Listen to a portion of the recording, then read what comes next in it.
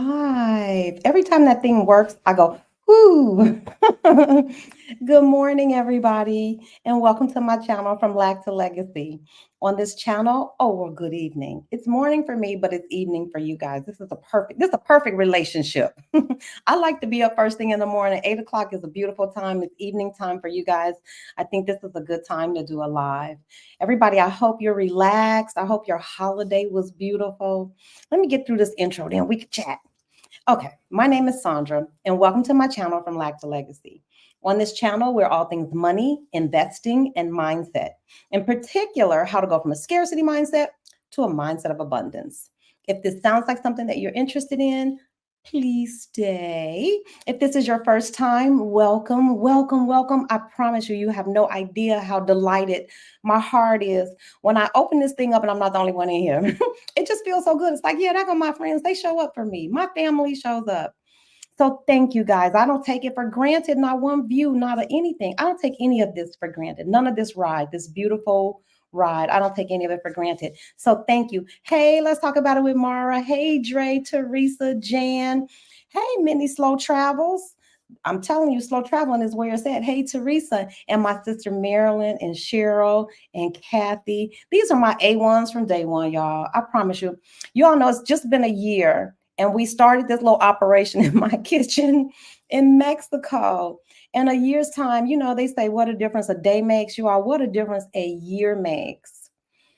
A year ago, well, it's been 2 years. Maybe what's my problem? It's been 2 years, but it's only been a year since we started the whole trading and the YouTube channel thing. But I've been out of the country for 2 years. I left the US in November of 2021. And so November 2023 would have marked my 2 year mark of being away from the US, being unhoused, unhomed, retired. It's a lot of changes that happened. And so I'm here to lay it all out seriously and give you guys the behind the scenes, ask me anything. And I really literally mean you can ask me anything. So just so that you guys kind of know where I'm coming from and what kind of information I might be able to share with you. If anybody is thinking of doing anything similar to what I did in 2021, you all know the pandemonium hit in 2021. I was home, school was interrupted. I was a teacher. And so it gave me enough time, you guys, to think. It gave me enough time. I'm sure so many of us went through the pandemonium and we had a pivot. We were able to pivot or at least plan our pivot or plan our exodus. Did I see Shauna? I know Shauna is usually here. Hey, is that Sherry? Cherry? Hey, Marissa. Oh, there's Shauna. Hey, you guys. And so the pandemonium gave me time to plan. And in that planning, I was able to at least sober my mind enough from the crazy, disconnect from a crazy toxic job long enough to look at my own numbers. And I was like, whoa, wait a minute. I could do this. I can do this. But it wasn't until, hey, Dee, hey, Janice, it wasn't until I took an honest, hard look at the numbers. I was like so many, I would imagine, in this position when you are used to generating an income. And for me, when I got ready to leave, it was the highest salary I had ever made in my life. It took me 30 years. I tell y'all all my business anyway. It's not like y'all haven't heard this. It took me 30 years in the teaching field to crack 6 figures. And I was so close, you all, you could feel the tension. They were like, they don't want to pay teachers. So when y'all know, I will always do a PSA for public school teachers, anybody in the teaching profession. Please give them a hug. Be kind to those people. You have no idea the sacrifices that they make. She is I. So I'm always kind, and a shout out to all the teachers. Please put a Q in front of your question, and then that way I'll know. I'm scrolling the chat now. It says, what's the best place to get tacos in Guadalajara? Oh, goodness, in Guadalajara. Girl, let me tell you, if you like fish tacos, you got to hit up the fish taco spot. It is right off of, it's off Chapultepec, and, oh, I used to know this street, La Paz. There's a wonderful fish taco place there, too. It might be La Paz fish taco place. There are two. They have two locations. One is in Americana, and then there's another one that is in a little more neighborhood. It's on the street. One is really like nice where you go, you got tables and all that stuff. And then there's another one that's street tacos. And then if you head down to any church, I know in Central, there's a park, and if you head down to any of, like, where the big churches, the big cathedral is, Marissa, if you head straight down, there's one street. It's a big street, and it leads directly to another cathedral. On the street, I have had the best street tacos in my life. It was me, Nirel, and Wendy. We ate in the streets, you all. You can get the best street tacos. So I say stay out of the restaurants. The street tacos, unfortunately, I'm sorry. I have mixed feelings about street food. However, street tacos in Mexico, baby, just get them. Just get them. And I don't think you can go wrong. But please check out the fish taco spot. I promise you it's a hit if you haven't already been. And what I'm going to tell you what I did not find particularly tasty. There's this meat. It's juice and meat. I forgot how you pronounce it. Carne Juego, something like that. Meat and juice. It's a really, Garibaldi's. It's a famous place. I hope I'm saying that name correctly. I didn't think that was all that. So I personally say this works for everybody. It works everywhere. Follow the locals. That's exactly what we did. We saw there were many vendors out. It was kind of like a night market situation on the weekend. Many vendors. Follow the locals. If you see locals standing in line and they motion to you, that's your go ahead. That's your go ahead. So yes, street tacos. But I promise you, the best tacos I honestly have had were in Guadalajara, and the second best are Mexico City. Mexico City has so many choices. So yes, that's the one street food I do condone. Get you some street tacos. Some of the other stuff, you gotta use your own discretion. Why did you move on from PDC, traveling the diaspora? That was about a year. I think I've been gone maybe a year. It's coming up on a year. I discovered, you all, listen, I had been selling myself this dream. I'd been selling my own dream to myself. And that I would honestly say, before I retired, I'm going to the beach. I almost got in trouble for saying that, because I would tell the kids I'm going to the beach. Y'all in here acting up. I saw it. And I'm telling you this to tell you the power of your words, the power of your words. So you all, if you're in the planning stage, be intentional, be careful. I'm learning this. And I want to pass it on to you. Be careful what you say out of your mouth, because I spoke the beach right on up. Got to the beach and loved it. I partied like it was 1999. I met the most beautiful women. You all saw it. We had the most beautiful brunches. That's why I stayed as long as I did, because of the community there. That first wave of Exodus sisters that rolled up on that beach, we turned that beach out. Yes, we did. Yes, we did. We were one of the very first accountability groups, and we all made it, y'all. Almost everybody. Only one sister chose a different destination. So there's strength in numbers. Band together. If that's you, you're looking to get out, community is everything. It will be what gets you over. It's what got me out of the house. I promise you, there was a sister in Playa del Carmen. Her name is Tony. I will forever be in her debt. She's such a trailblazer. Tony was one of the first Black women, older Black women like myself, who had retired. And she was living in Playa del Carmen. And I would call her and cry to her. Every time the sale of the house went bust, I would call Tony and cry.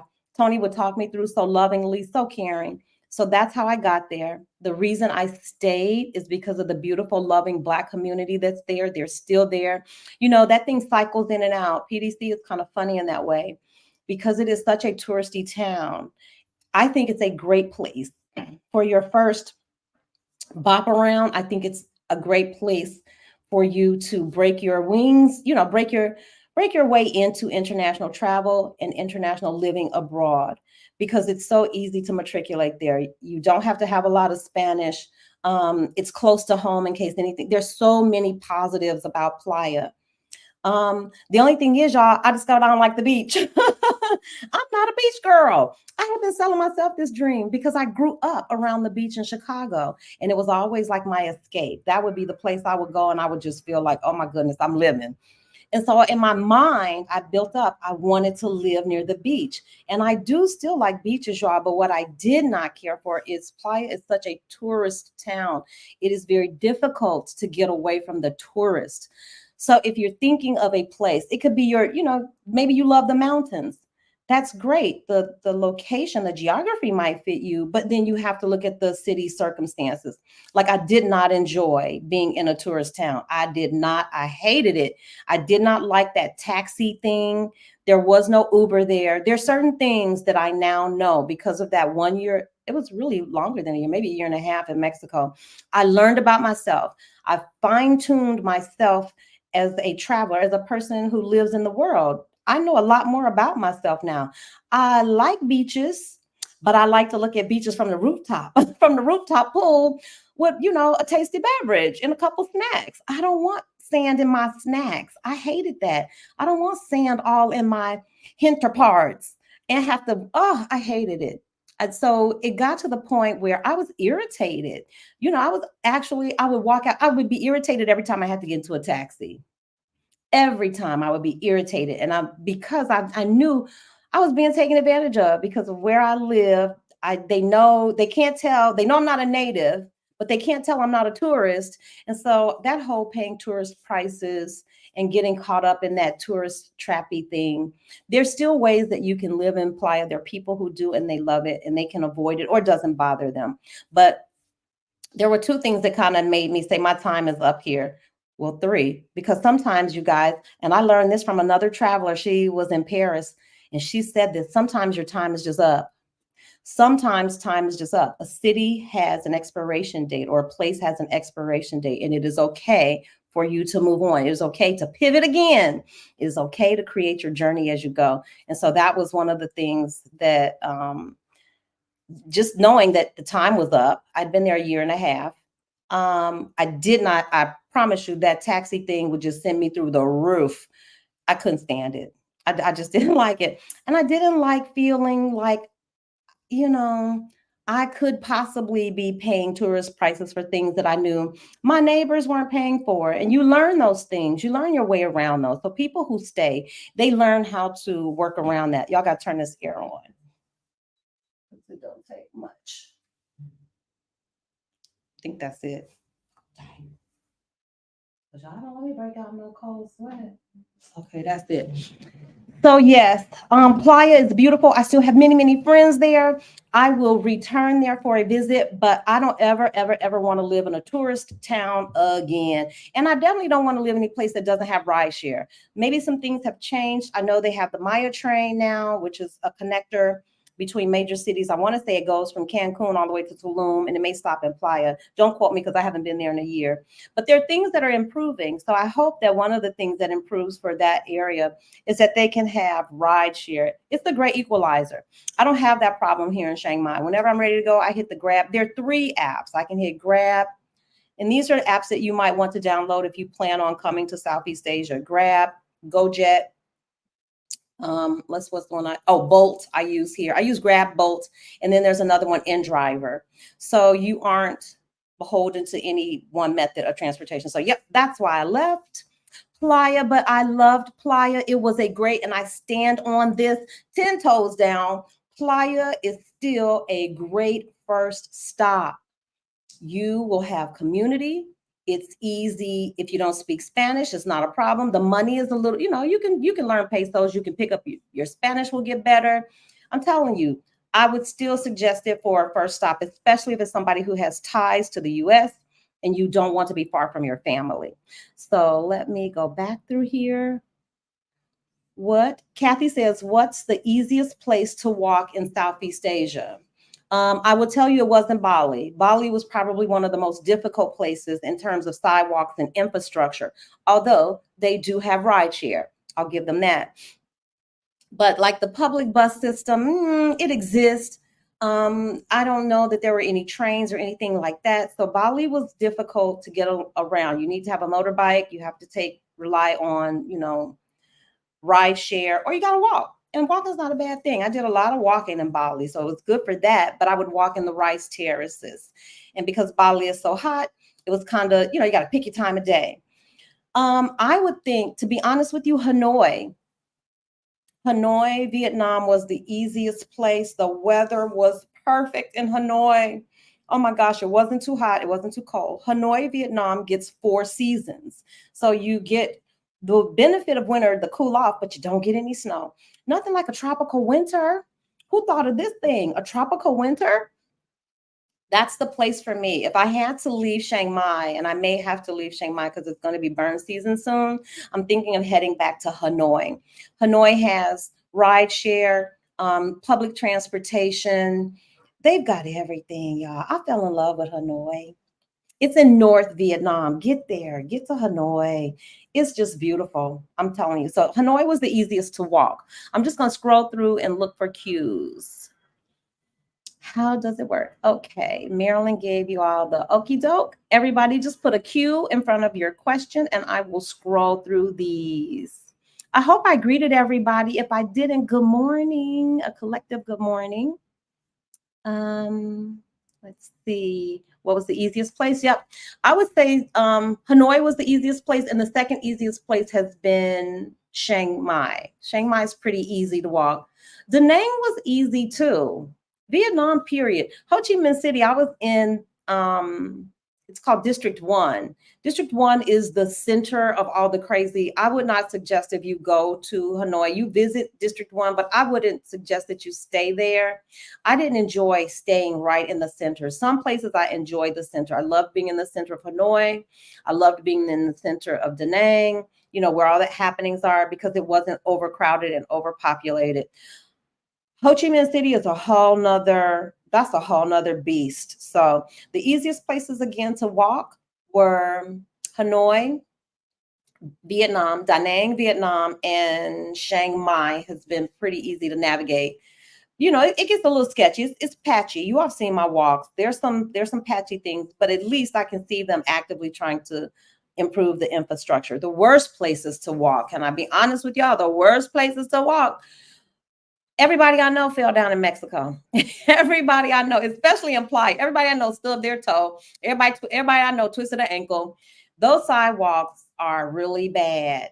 And I've been to some small towns like San Cristobal was hard to walk. It's hilly. It's crazy. The curb can be 2 feet off the ground. That's crazy. And I think Bali was the hardest. You all saw me trying to walk in Bali, trying to find some place. So the two hardest that were the least walkable. And remember, I was in Ubud in Bali, and I went to Ahmed, which is a small beach town. And neither one of those places, they weren't ideal for walking. Okay, hey, what's the best place to get tacos? We talked about that. Okay. The countries you move to, do you get your visas before you get there, or are there places that you don't need to get a visa for 90 days? Mara, that's a great question. So each country is different, and some are easier than others. So, for instance, going to Vietnam, there's no visa on arrival. And what I mean by visa on arrival is when you get to the airport, all you have to do is show up with your American passport. And when I tell y'all, we are privileged. Jesus, I keep coming face to face with this. It is such a privilege. And you'll, once you're out here and people who travel, you understand what I'm saying. It is a privilege. Everybody does not have the privilege to move about the world the way we do. So the American passport is very powerful. Most places, Bali, I think you just show up. Yeah, I didn't apply for a visa. You show up, and I want to say it was $35 at the airport.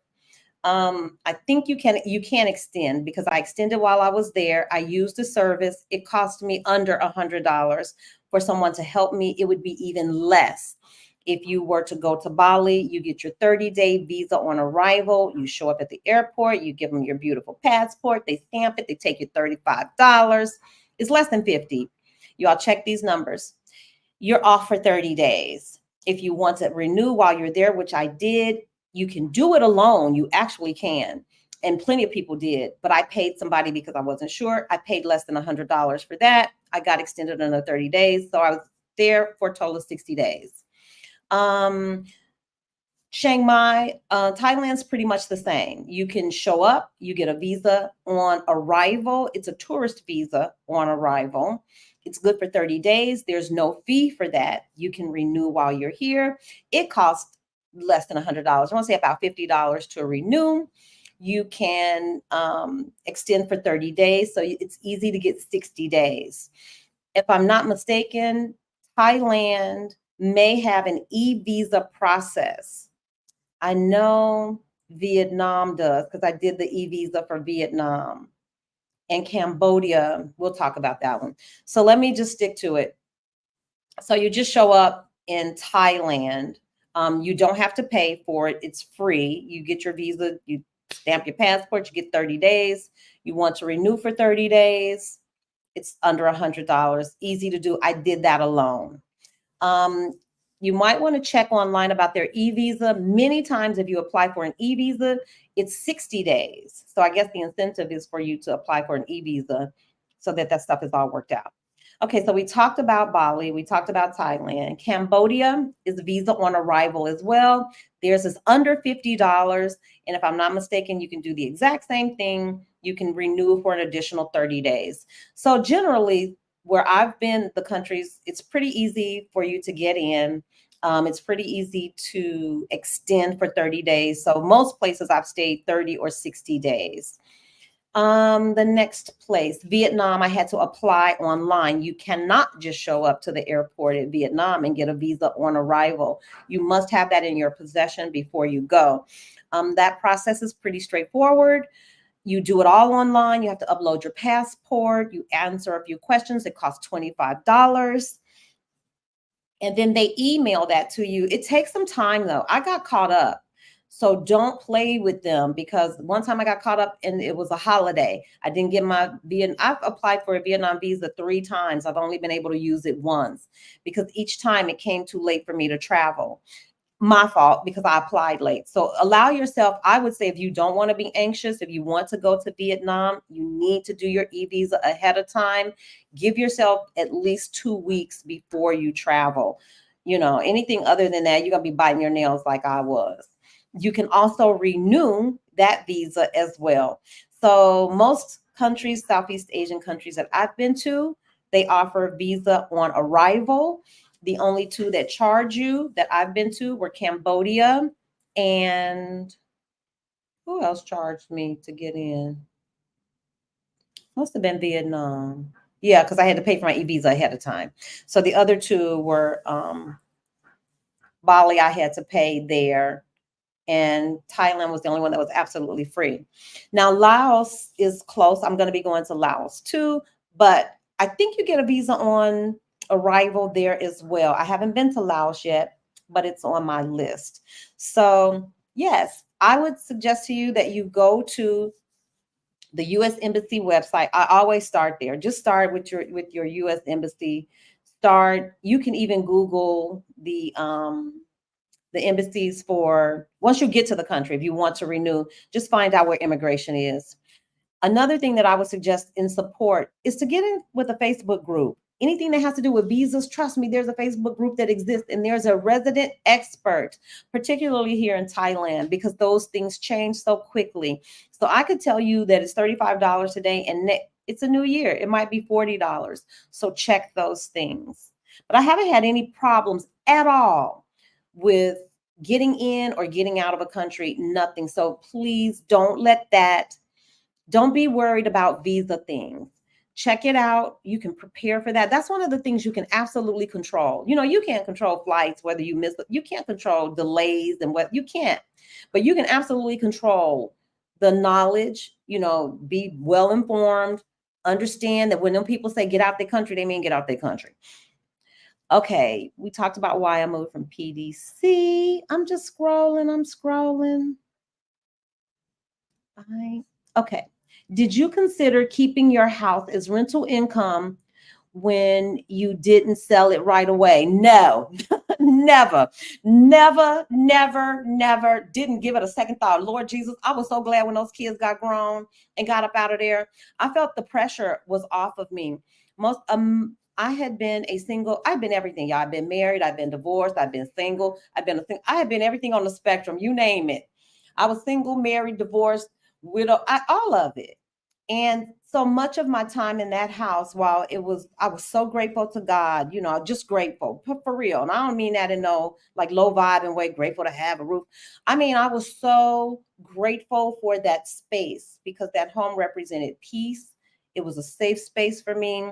I was able to raise my children. The neighborhood stayed pretty stable, right up to the last bit. And so no, I could not. I honestly, under my breath, I referred to that house as an albatross. I felt the weight of the mortgage. I felt the weight of the upkeep. And I absolutely, once the children were gone, I did not want to be in that house. It was a 4-bedroom house, and I slept on the couch. I told y'all my story. Everybody knows. I was sleeping with a loaded 9mm like this every night on the couch. I hadn't slept in a bed in years. And so my house did not represent it changed. It morphed over time. It really was something that I couldn't wait to get rid of. Girl, listen, they cut me a check on November 1st. This is how why y'all make me tell my story?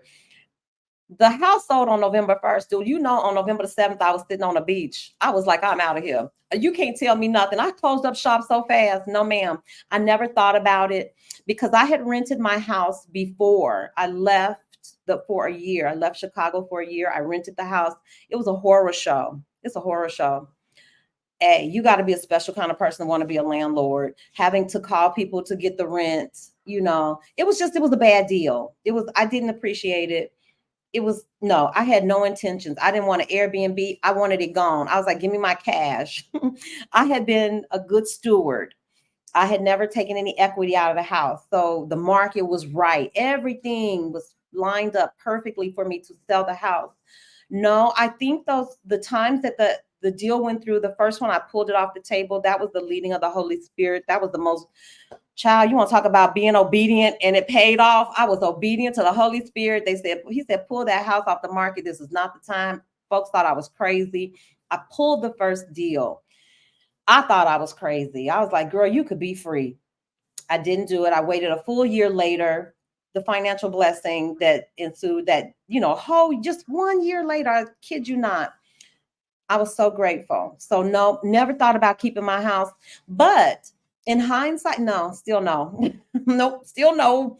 But I can see why people might want to do it because the thought of not having a place to call your own to go back to in case everything falls apart, that's comforting for some people. I don't need that. I don't need that. I don't need it. And I don't need it for what it costs.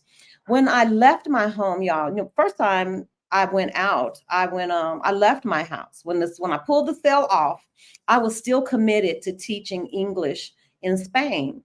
Well, I missed the October beginning of the school year. They told me you could come in January. So I did go in January. You all, my house was vacant for months. I worried. Y'all know squatters are real. That's real. So my house being vacant, it was during the winter time. The snow wasn't getting shoveled. I was worried about the mail lady. It was too much. It was too much.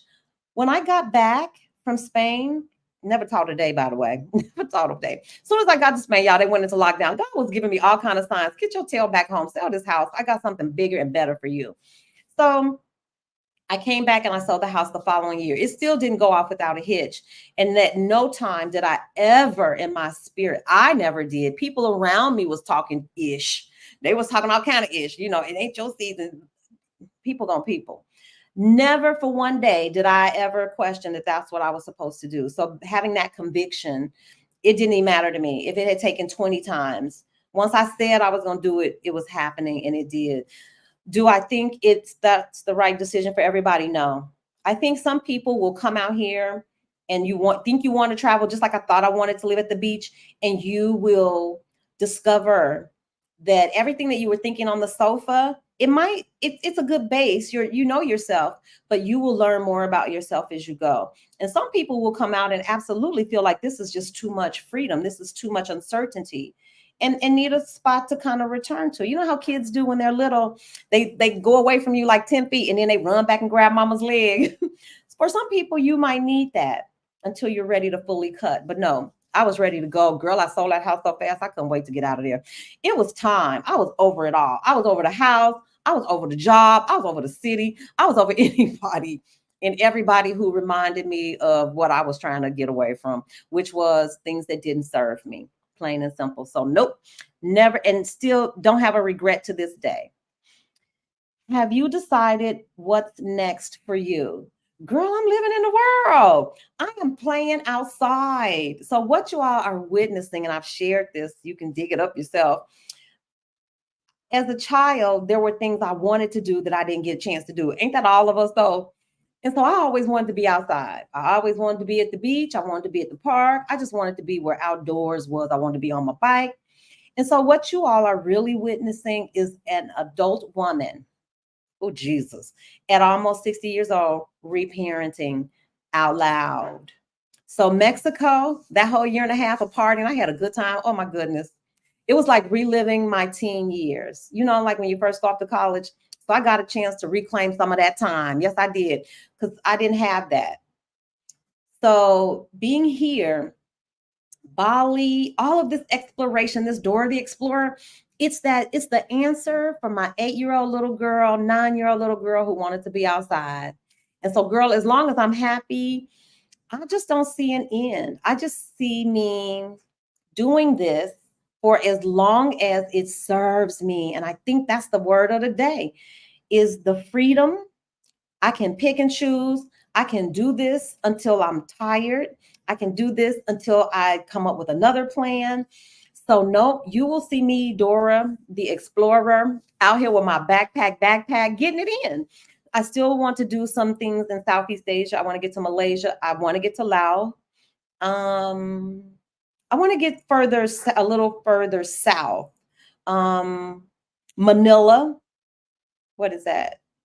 No, what is down there, y'all? Besides Malaysia, the Philippines. I want to go to the Philippines. And then I want to go on to China, Japan, and whatever else is up there. But it's too cold right now, so I got to wait till it warms up.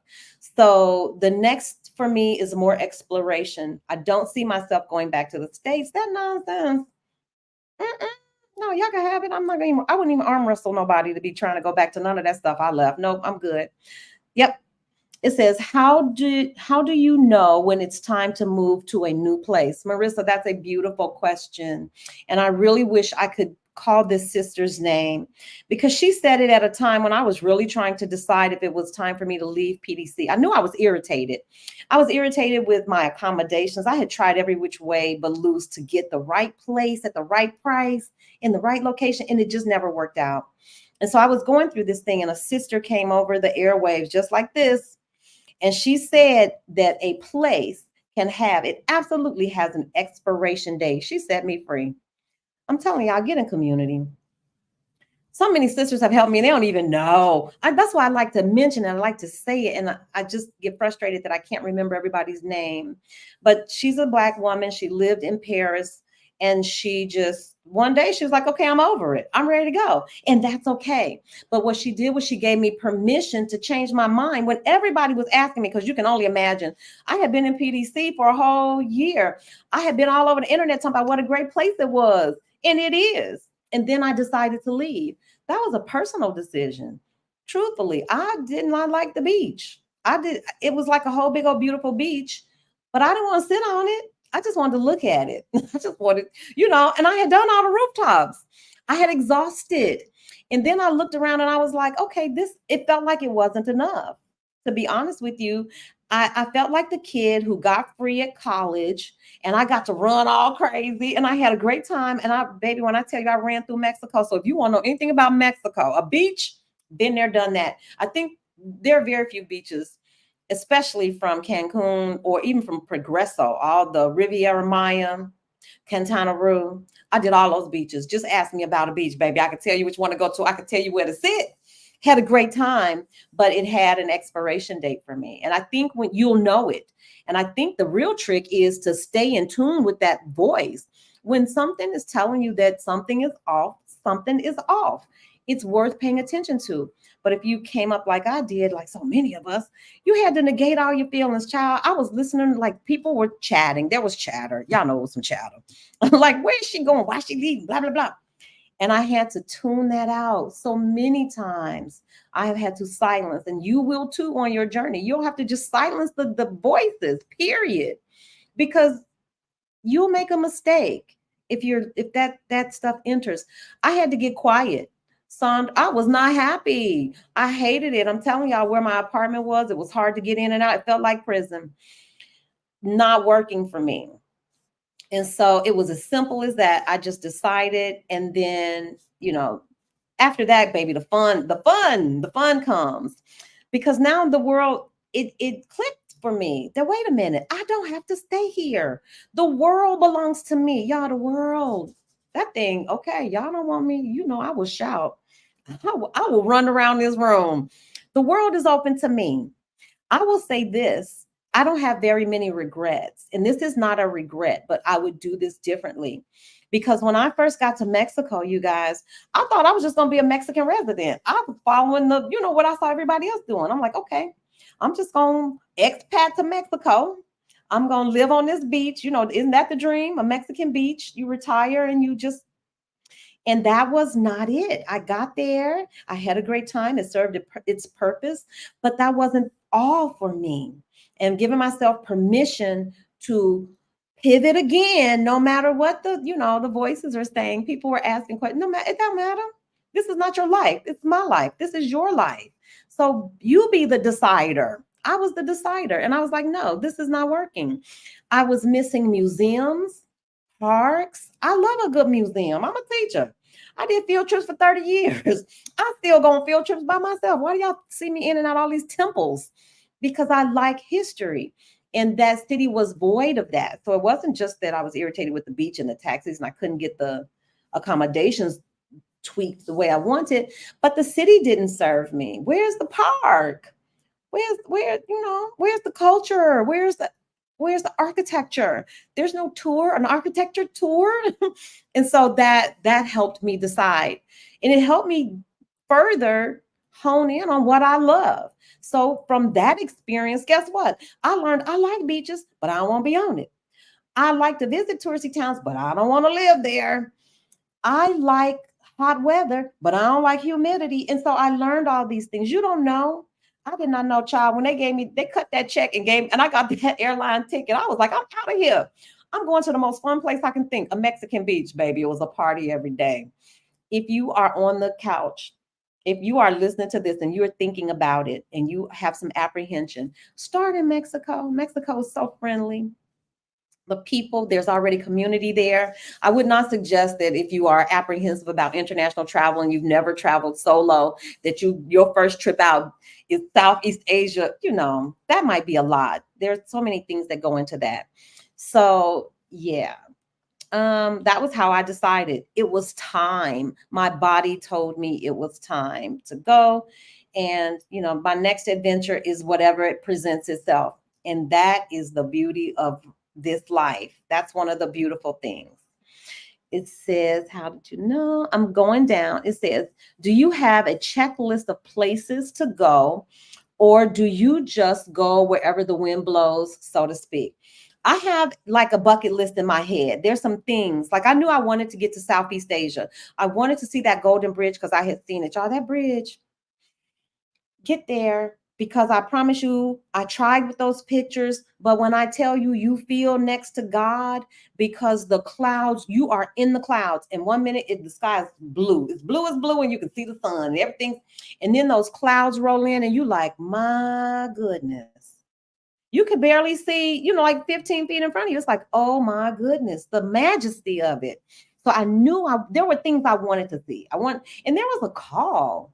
I think when you get quiet, y'all, like when you're not distracted by the BS of work and other things that suck on your energy, I think once you're quiet, I promise you something transformative happens. And I can only thank my friend Kathy Hampton for this. I promise you. I never journaled. Kathy Hampton turned me on to journaling. And if y'all get a chance, y'all sit with Kathy and journal. Change your life. I promise you. Would I oversell it? I would never. I never journaled. That practice came to me like mid-journey.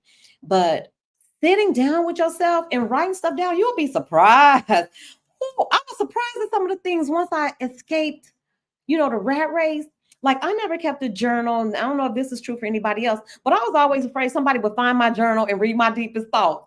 You don't need to be in my head like that. Now I don't give two hoots. I'll tell you my inner thoughts because I've had time with them. I've had time to decide, like, this is what I like. I don't like this. I don't like that. I think there's something about quiet. So get quiet.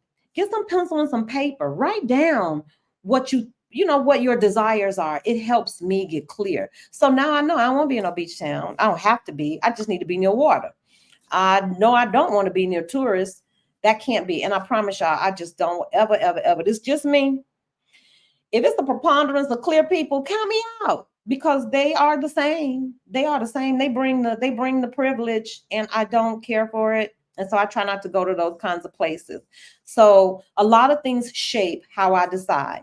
Is it on my bucket list? Because there's some things I want to see. Like, who don't want to see the Great Wall of China? Now, why would I come all the way over to this part of the world? And that's really how I do it. Why would I come all the way to Southeast Asia and not see the Great Wall of China? That don't make no sense. Why would I not go to one of them onsens, one of those little Japanese baths? Why wouldn't I do that? So those things kind of motivate me. And also, I like history. So I go to places where I can study history. I love Vietnam, y'all. I love the historical, just going from the north to the south and picking up the pieces about the war. Oh, living history. Hooked. I'm hooked. If you've got great architecture. So those are the things. I let my interests lead my travel decisions. I don't go to hot spots. You could be blowing up a hot spot on Instagram and Facebook. That don't move me. That does not move me. I have been to some beautiful places and just been like, it's a beautiful place. It has to be something that speaks to me. I don't understand what travel is about if it's just for the photo shoot. Girl, you can Photoshop a photo. You ain't even really got to go no more. You can Photoshop that if that's what it's about. No, for me, it is really about the call. There's something there, whether it's the architecture, the history, the food. There's something that draws me there, something geographical that draws me to a place. And I was drawn to Southeast Asia. And I got to check that out, y'all. Because when I tell y'all, I have never been called happy, happy so many times. That never really, it happened to me in America, but it happens to me all the time here. It made me no harm. It's almost like they're saying you're like us. I've been called happy, happy almost. I promise you, I just roll with it. I'd be like, no, I'm not happy, happy. I'm blacky, blacky. My mama black, my daddy black. They're all black, unless somebody's not telling the story. There's not somebody ain't telling the truth. They all blacky, blacky. I actually said that. The last lady said that to me. She said, you happy, happy. I said, no, I'm blacky, blacky. She looked at, we laughed about that for a long time. Yes, I'm black. But I do feel drawn to Southeast Asia. It was one of the places I wanted to go. And I know I caught a lot of flack for that because people will there's no shortage of people who will tell you where you need to be and what you need to be doing. And I often heard this, well, you don't want to go to Africa? Well, yeah, I want to go to Africa, but this is my life. You want me to go to Africa just because you want me to go don't mean I'm going. I may never go. And then I may go next week. But so I have gotten very good at paying attention to what my little girl wants. And I'm telling you, that's the gift. It's the gift in this journey.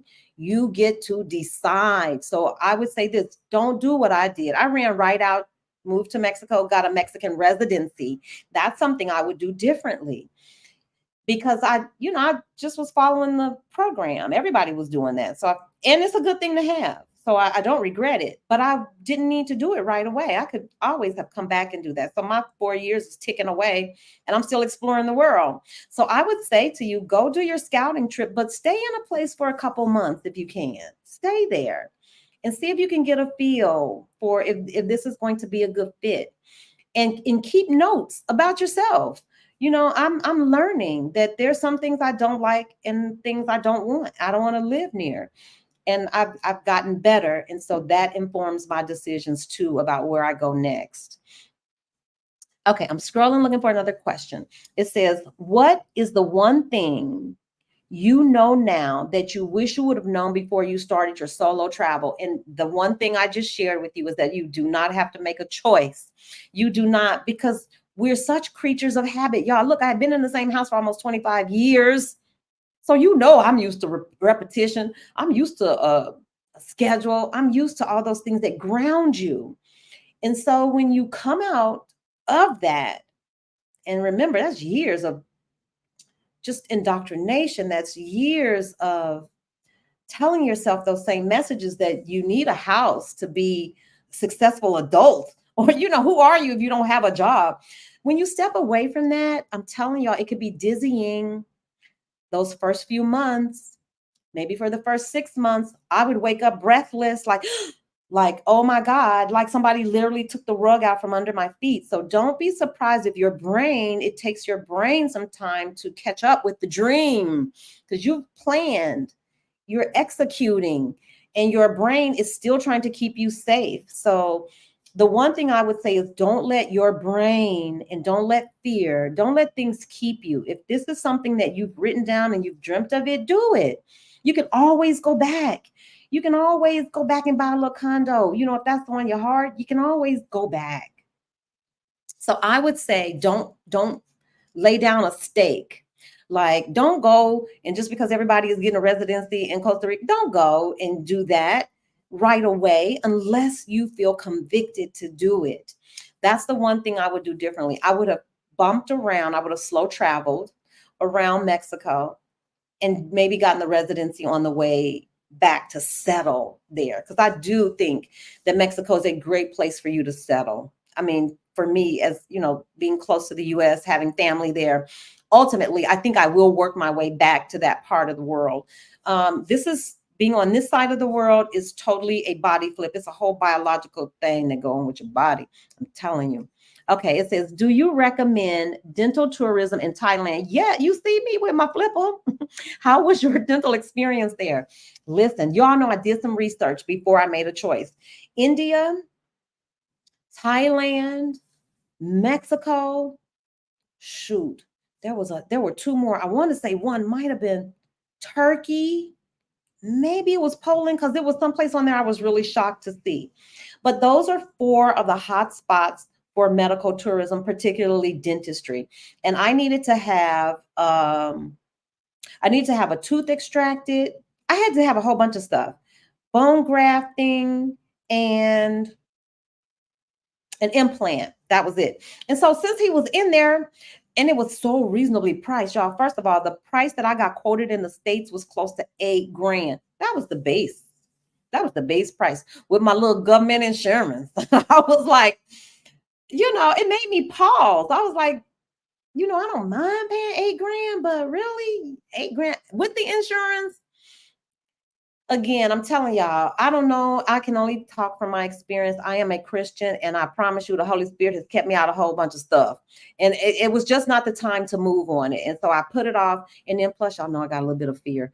Not a little bit of fear. You can put that on my fear bucket too. I don't like the dentist. I'm scared. It's just not my favorite thing to do. Ooh, I have some, anything ever happened to you, you carried a trauma. Yes, I had some trauma. And so I wasn't in a hurry, but I knew I had to get it done. It was very reasonably, it was a fraction. When I tell you a fraction of the cost, I was able to pay out of my pocket. I got the cutest dentist. Ew. I like going to see him because he is tall. He is cute. It's nothing wrong with liking your dentist. When I look up, I'll be like, yes. It makes it a little less, yucky to go to the dentist when you see this tall, good looking young dude. I'm like, what the heck? Just cute. And it's clean. It's none of the things that you might think. Are there places that might be a little less desirable? Yes, with anything, you've got to do the research. So I set out doing the research. I narrowed it down to 3 or 4 places. I started calling. I was looking at their bedside manner. Pricing was all pretty comparable. So far, with everything I've gotten done so far, you guys, I am still under 2 grand, still under $2,000, a fraction, I'm telling you, of what they wanted in the States. And I just pay out of my pocket. So, and he's lovely. The office is quite lovely. So yeah, that went well. I'll tell y'all some stuff that did not go well. I went and got my eyebrows done in Hoi An, y'all. We're not gonna even discuss because I already got crazy eyebrows. They will get right Cookie Monster on you if I don't, and I usually let them grow in so that when you get, how ladies do, so that when you do get them arched, you got something to work with.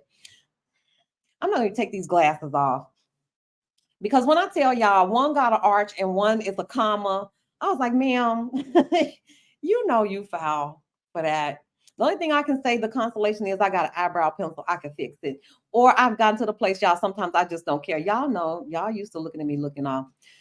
It is what it is. So everything ain't for everybody. Everything does not work. I got a good pedicure. That was good. But I got there were some misses. There's certainly been some misses. My eyebrows was one. The dentist was not. Thank God. That was a good call. But Thailand isn't the only place. Mexico was a little bit more expensive than Thailand. India, in my research, was the cheapest. Um, Turkey does everything. Hair plugs, Turkey do everything. But they were also reasonably priced. Okay. So I would recommend Thailand for dental tourism. I think any place outside of the US, you guys, you're going to get better prices in healthcare. I've I have been paying out of my pocket for my dental work and prescriptions. It's so different. He didn't even give me a script. He just told me to go to the dentist. He told me to go to the pharmacist. That's not uncommon. That happened to me in Mexico too. They just tell you the name of the medicine and then they tell you like 500 milligrams and you just go to the pharmacy and pay. I got antibiotics because I got my tooth pulled and I was leaving, and we were concerned that I might get an infection while I was gone. So, as a precaution, he prescribed some antibiotics for me. I didn't have to take them after all, but I had them, and they were pennies on the dollar. I think I got two because I wanted to have it. I doubled the prescription. I'm sure I didn't pay $10. I didn't pay $10 for it. The next country for me is either going to be Malaysia because I want to go to Kuala Lumpur, or Laos. I may have to wait because it's burn season here, so I can't go north. I have to go south. That's the reason I'm going south. And I'm not going to China and Japan because it's still cold. So I'll hit the Philippines, Malaysia. Y'all know we got a sister in Borneo. Black women in Borneo. So any of those places that are south, but still in Southeast Asia are on the table for me. I'm scrolling. Are there any walkable cities in Southeast Asia that are not humid in the summer? Yes. Hanoi. I'm telling y'all, go to Vietnam. Vietnam was a very pleasant surprise. There were also some heavy moments in Vietnam as well. But Hanoi, again, is in the north of Vietnam. It has 4 seasons. Um, Queen of DC is in Da Nang right now. She told me, she said, girl, it's raining and you need a jacket. So Da Nang is the same way. It's near the water, but I'm sure that depends. The further south you go, the hotter it gets in Vietnam.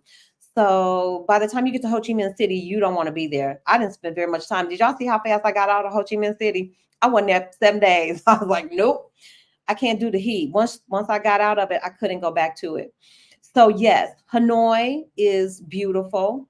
4 seasons again, winter with no snow, and you wear like a little light puffer jacket. That's what I was able to get away with, even when it was cold.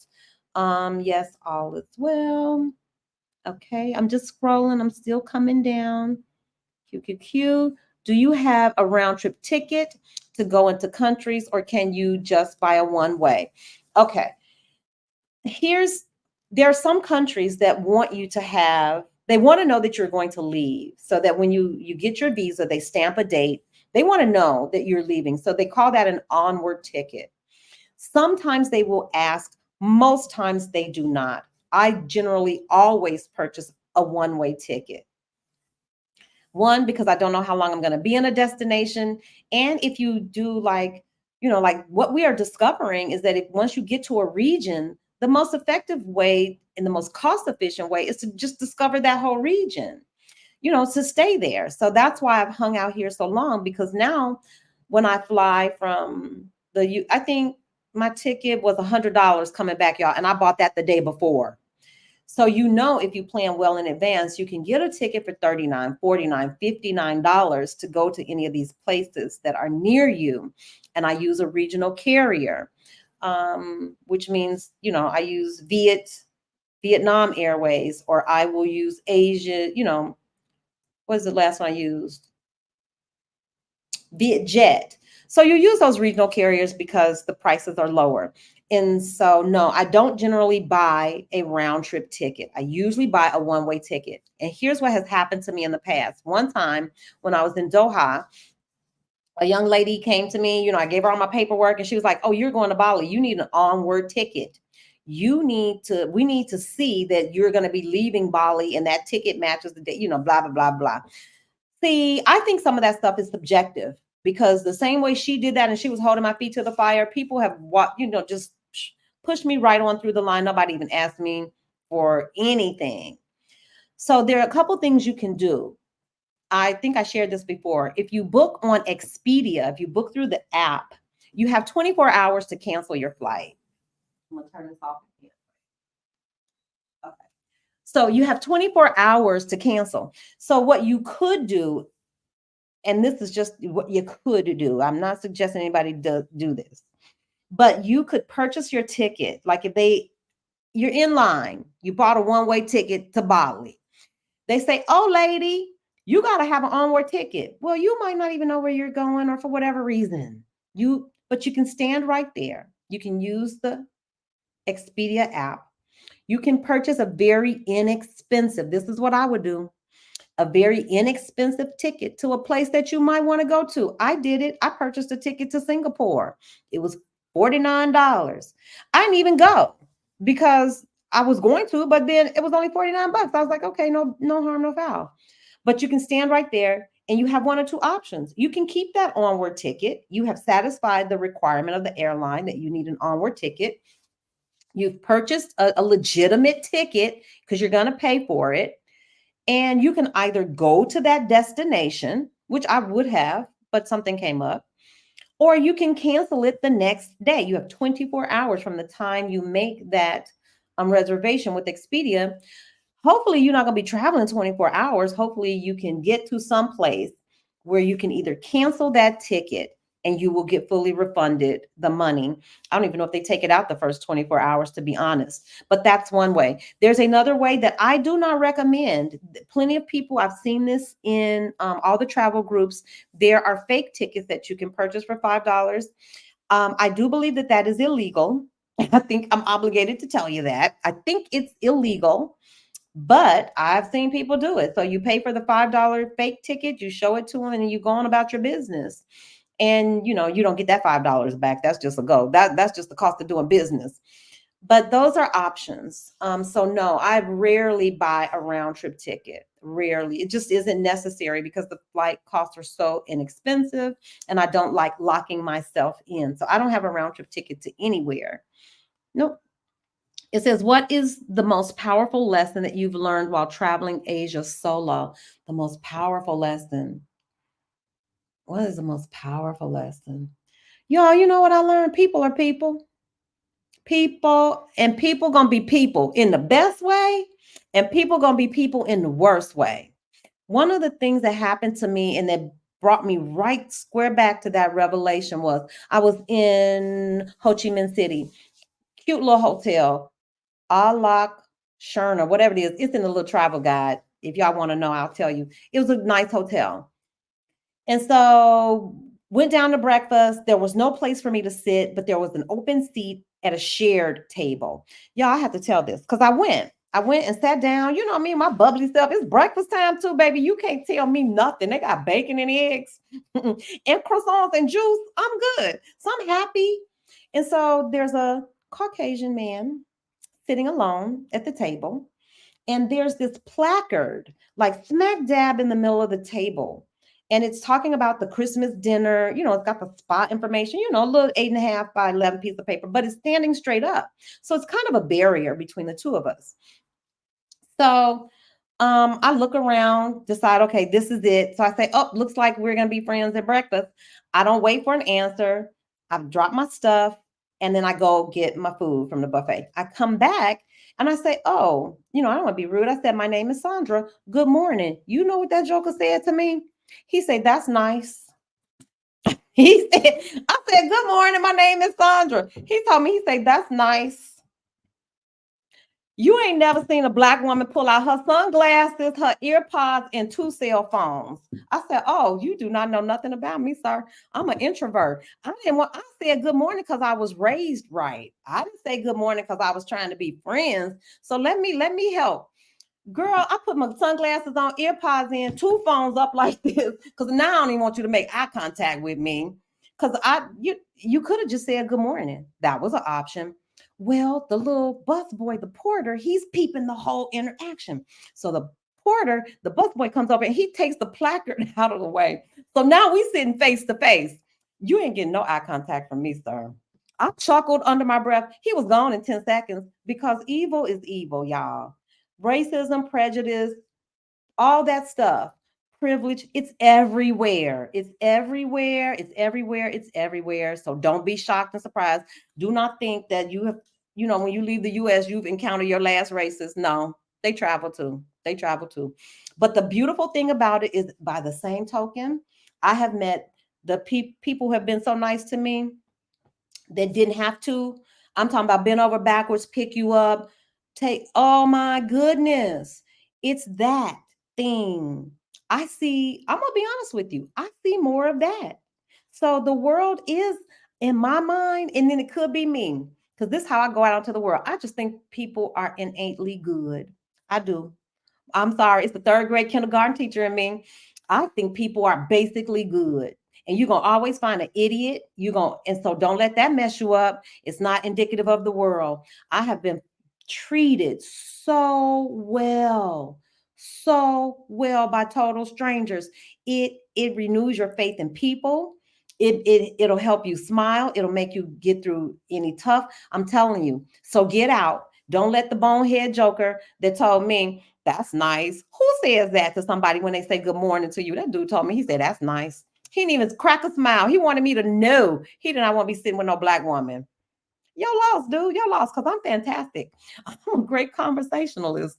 But I learned that people are people no matter where you go. They're going to be good people. I think the world is full with a preponderance of good people. That's been my experience. And there's always a bonehead a-hole out there. You're going to run into those. It says, can you use credit cards for your visa on arrival? See, I don't know. I'm very careful. I've said this in the past.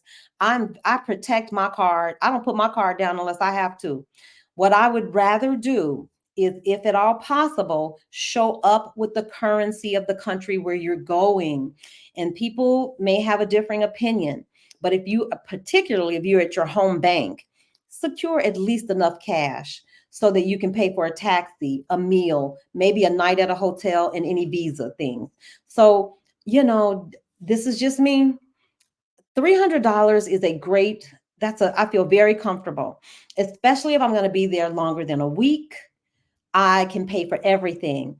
I feel like every time you put your credit card down, you open yourself up to risk. I don't. So I would have cash. Many times, if you arrive at a country and you don't have cash, you can always hit an ATM up at the airport. I prefer ATMs over those money exchange booths. I just don't trust it. I don't trust it. I don't know. I don't know. If you just get into the country, how do you know what's fair? I would rather just go to my ATM where I know everybody paying the same thing. And if you have the Charles Schwab card, Queen of DC just did this one too. She says that the Charles Schwab card is great, but it does not reimburse for every ATM. Y'all got to go check her out. I want to say she did a short. It might be a video. Check it out, because I don't watch mine closely like that. For the most part, I have Fidelity and it works. They reimburse all of my stuff. So I don't know about Charles Schwab because I don't have their card. I just have the account. I don't use that card. And then, of course, I have a backup card.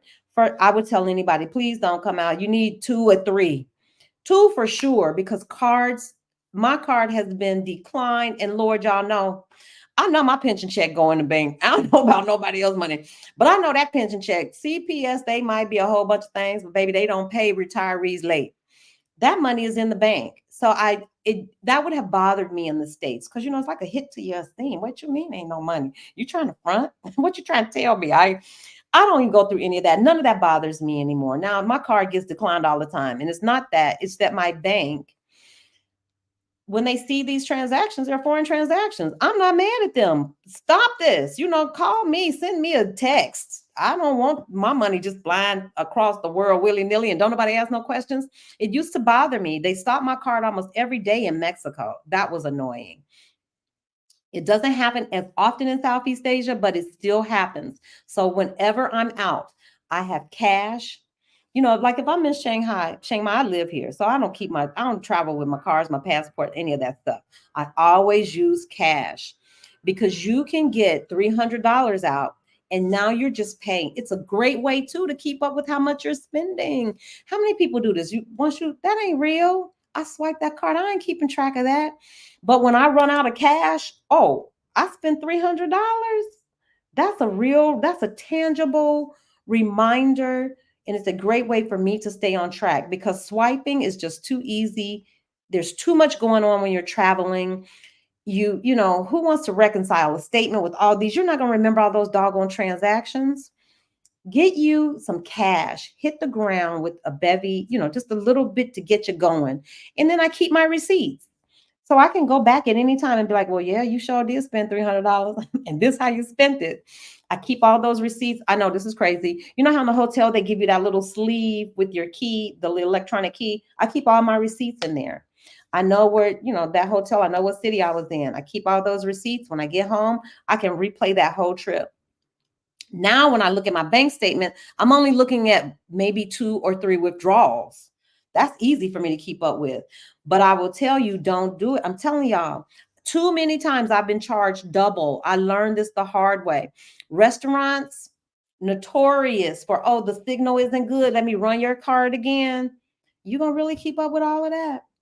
I'm going to tell you all another one too. Here's another place that I would use cash instead of a credit card. Just happened to me in Ho Chi Minh City, and I'm not happy about it because many times they want to take a deposit, and that's customary. That's okay. But I had read in some of the reviews that they weren't returning the deposit. So the deposit might be anywhere from $50 to $100. Who knows? Every hotel they make it up for themselves. Y'all, you can pay that in cash. I have started paying my deposit in cash because number one, I don't want to keep checking my credit card statement to make sure that it went back. And number two, give me my money back the same way I gave it to you the same day. When I check out, we settled. Our business is done. I don't have to check back on you. I don't have to call you to make sure you did what you're supposed to do. No. If you can, that's another good reason to have cash. I've never had anybody ask me for a deposit in Southeast Asia for more than $100. So whatever that currency is, I got caught one time, like I told y'all in Ho Chi Minh City. I'll never do it again. I don't like that feeling of unfinished business where I've left the country, but I'm still checking to make sure you do. I don't want to do that. I don't want to do any of that. So cash is still king. Guard your card. It's nothing worse. Every time you put your card into an ATM, that's a risk. Every time you slap your card down to pay for something, I think for me, it's a perceived risk because, we don't know. And another reason to carry cash is that many small vendors, they don't accept a card. So while Visa and MasterCard are widely accepted, you'll have a harder time using your American Express. I don't see a lot of people using American Express, maybe for airline tickets and that kind of stuff. But when you're boots on the ground, no. Them people want cash. In some places, they want USD. In Cambodia, that's the only country I ever went to, y'all, where they was like, we don't want our money. they pay, their money is real.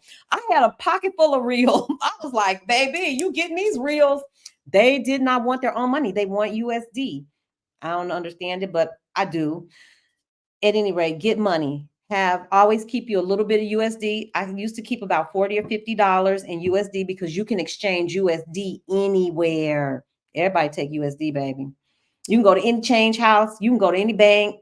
You got USD, that's not a problem. They will take that money. Another thing with money is on your way out of town, when you're leaving that place, unless you like to keep that money as souvenirs, try to spend it. That's when I just go ham with tipping on the way out the door. Everybody get paid. Everybody, you was nice to me, everybody getting paid. Whatever I have left, I try to take just a little bit of that to the airport with me, in case I have to take a taxi back or anything. I keep a little, and if I want to buy something to eat, and that's generally where I spend the rest of it. The last little bits I'll spend in the airport. But most times on the way out of the country, I'm tipping and getting rid of that. It says, do you strategically plan your places of travel in advance? Yes, Teresa, I'm a planner. I absolutely do. So I'll spend weeks like now, and this is what people, and this is a whole nother video. When I tell y'all that the next video is going to be about how travel bloggers lie, they do. They absolutely lie, y'all. They're liars. This stuff is not easy. So it takes me weeks to plan. Oh, and just so y'all know, I'm offering it's my Southeast Asia travel bundle. It's a travel guide. So I've done all the work for y'all because y'all know I've been to the places, I ate at the restaurants, I stayed at the hotels. I did this work for us to make it easier. So that if you want to travel Southeast Asia, if you saw any of those places, and I'm telling y'all, go. It's some places to absolutely see. And I'll tell you the ones not to, like if you got to leave something out, okay, I don't mean no harm. But if you want to go to Southeast Asia and you got to leave something off, you don't have to spend a lot of time in Cambodia. You need to get to Angkor Wat, that's in Siem Reap, get to the killing fields, and then you can get out of there. I spent a whole month. Don't take a month. It does not take a month. But at any rate, I'm offering a travel guide. It might be in the description. I don't know. But it's $9.99 and it covers 4 countries: Thailand, Laos, Vietnam, and Cambodia. And I've included like an order that you should travel because I'm gonna tell y'all there's a way you should do it. And travel vets, they know it. It depends on your preference, but I'm gonna tell you, I'll give you this one for free. If you're going to Vietnam, start in the north. No, should you no, start in the south. Start in the south. I did it backwards. I started in the north. It's the most beautiful. If you start at the south of Vietnam and work your way up, the country unfolds. You start out in a hot, sweaty city and you can't figure out why you're even here because it's crazy. And then you go to beautiful Da Nang with the beautiful beach in Hue An. And then by the time you get to Hanoi and Sapa, and oh my God, the country just unfolds.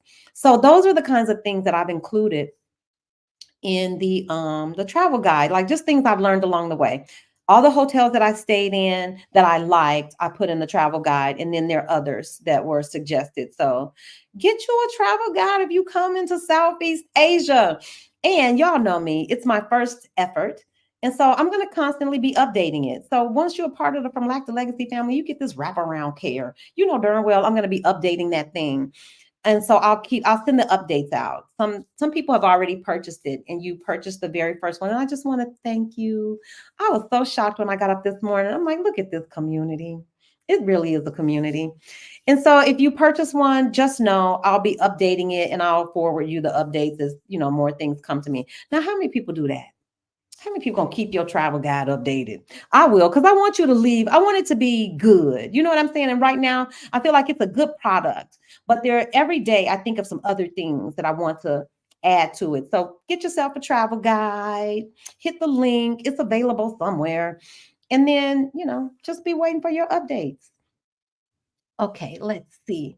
Have you ever experienced a medical emergency abroad? Yes, I did. I told y'all I got sick in every city in Mexico because I was eating all the street food.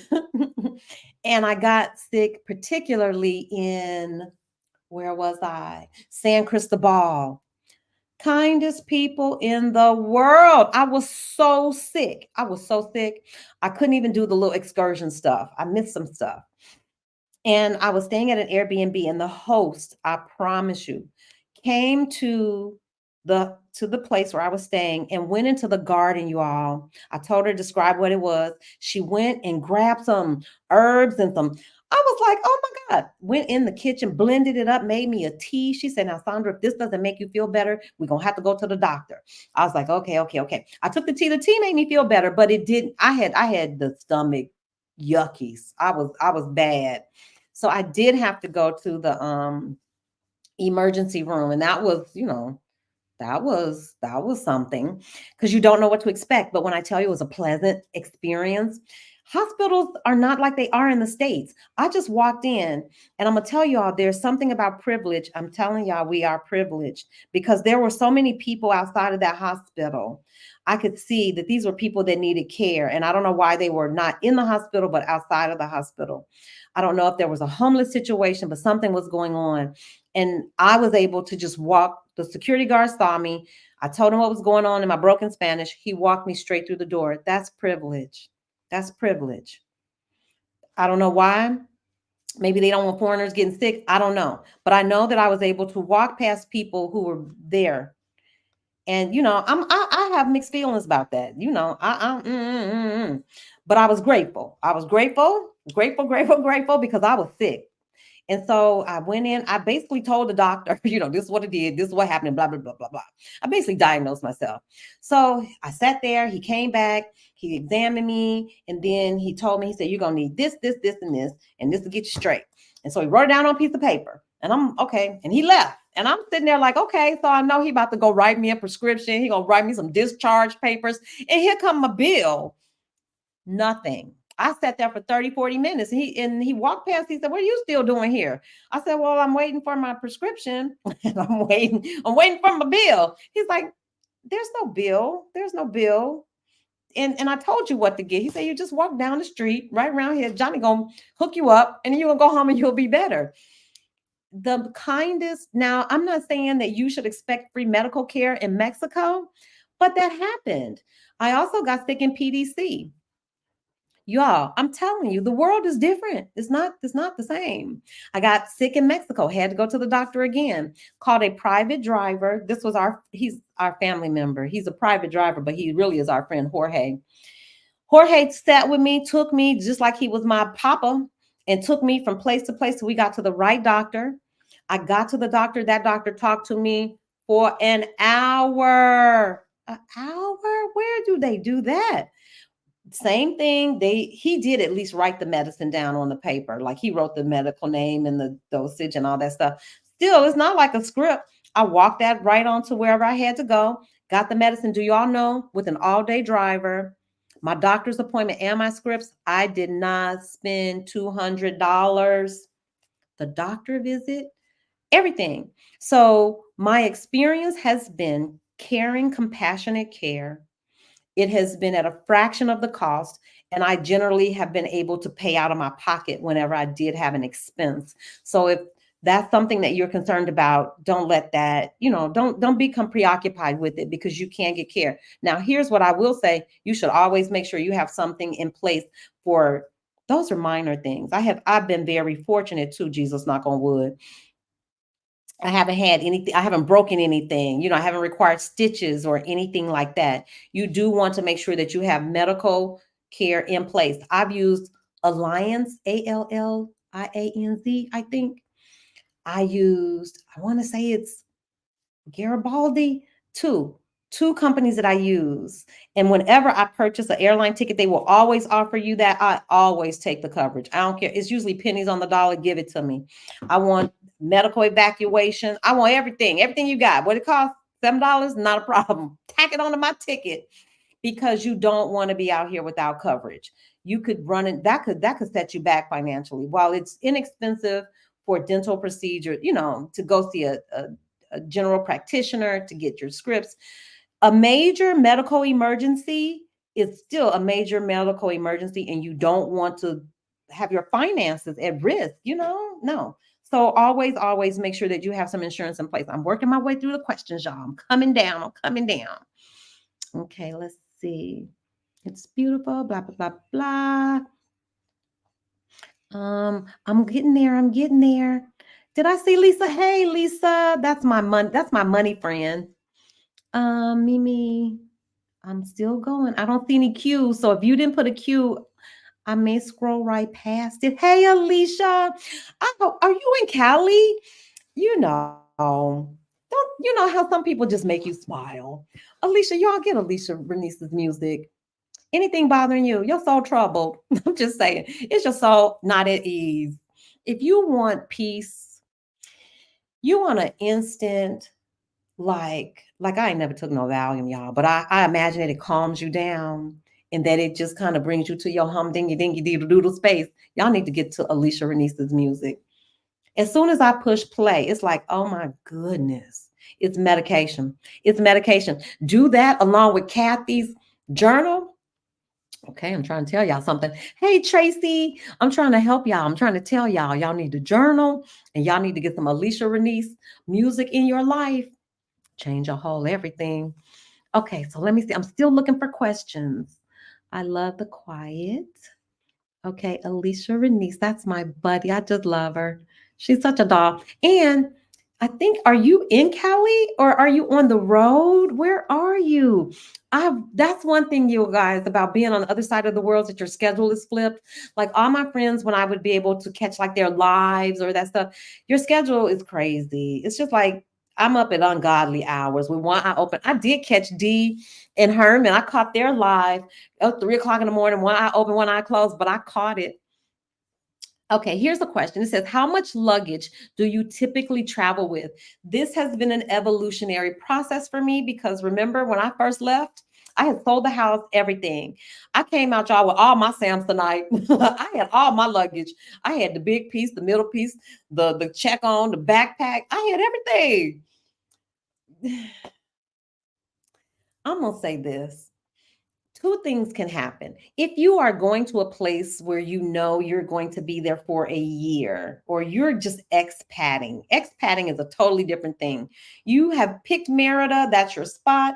You're going to live there, you're going to get residency. The only time you're going to be getting on a plane probably is if you're going back home, or maybe occasionally when you go visit somewhere. Take all your stuff. Feel free, because you're going to set up roots. Feel free. Take your 3 suitcases. I know a woman who took a truck. She's in Merida too. She's my buddy.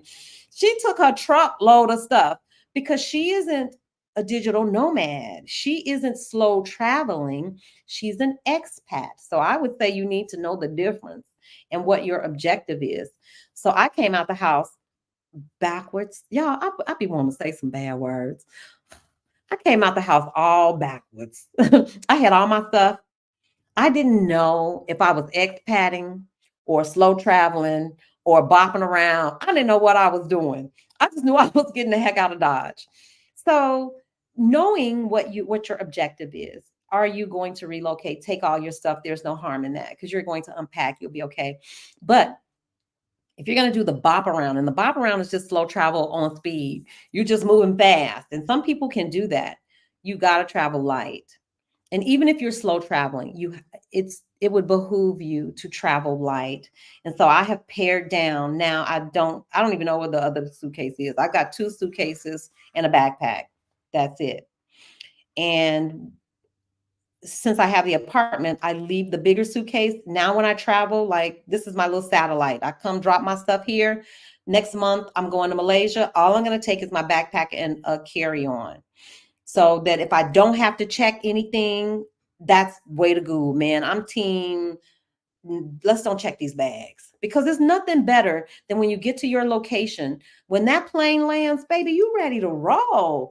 And if y'all do what I told you, I'm telling you, have your driver already lined up. So now you got your backpack, your little carry-on you done stored. What? I'm out of there. I'm not waiting at that carousel unless I check my bag. Then I'm looking for my driver with my name. He's whisking me off to my hotel that's right in the center of things. It's a day. It's a day. Travel early too. I'm telling you, I'm giving y'all all the game. Travel early. I don't like 7 a.m. flights, but I'm a 10 a.m. I'm a 10 a.m. because it gives you so much leeway. If you miss a flight, you can schedule something later. It allows you to get to the city where you're going, this unfamiliar place, in daytime, so that you aren't fumbling in the dark. Tons of benefits for traveling early. If you're not a morning person, don't catch the 6 a.m. Catch the 10.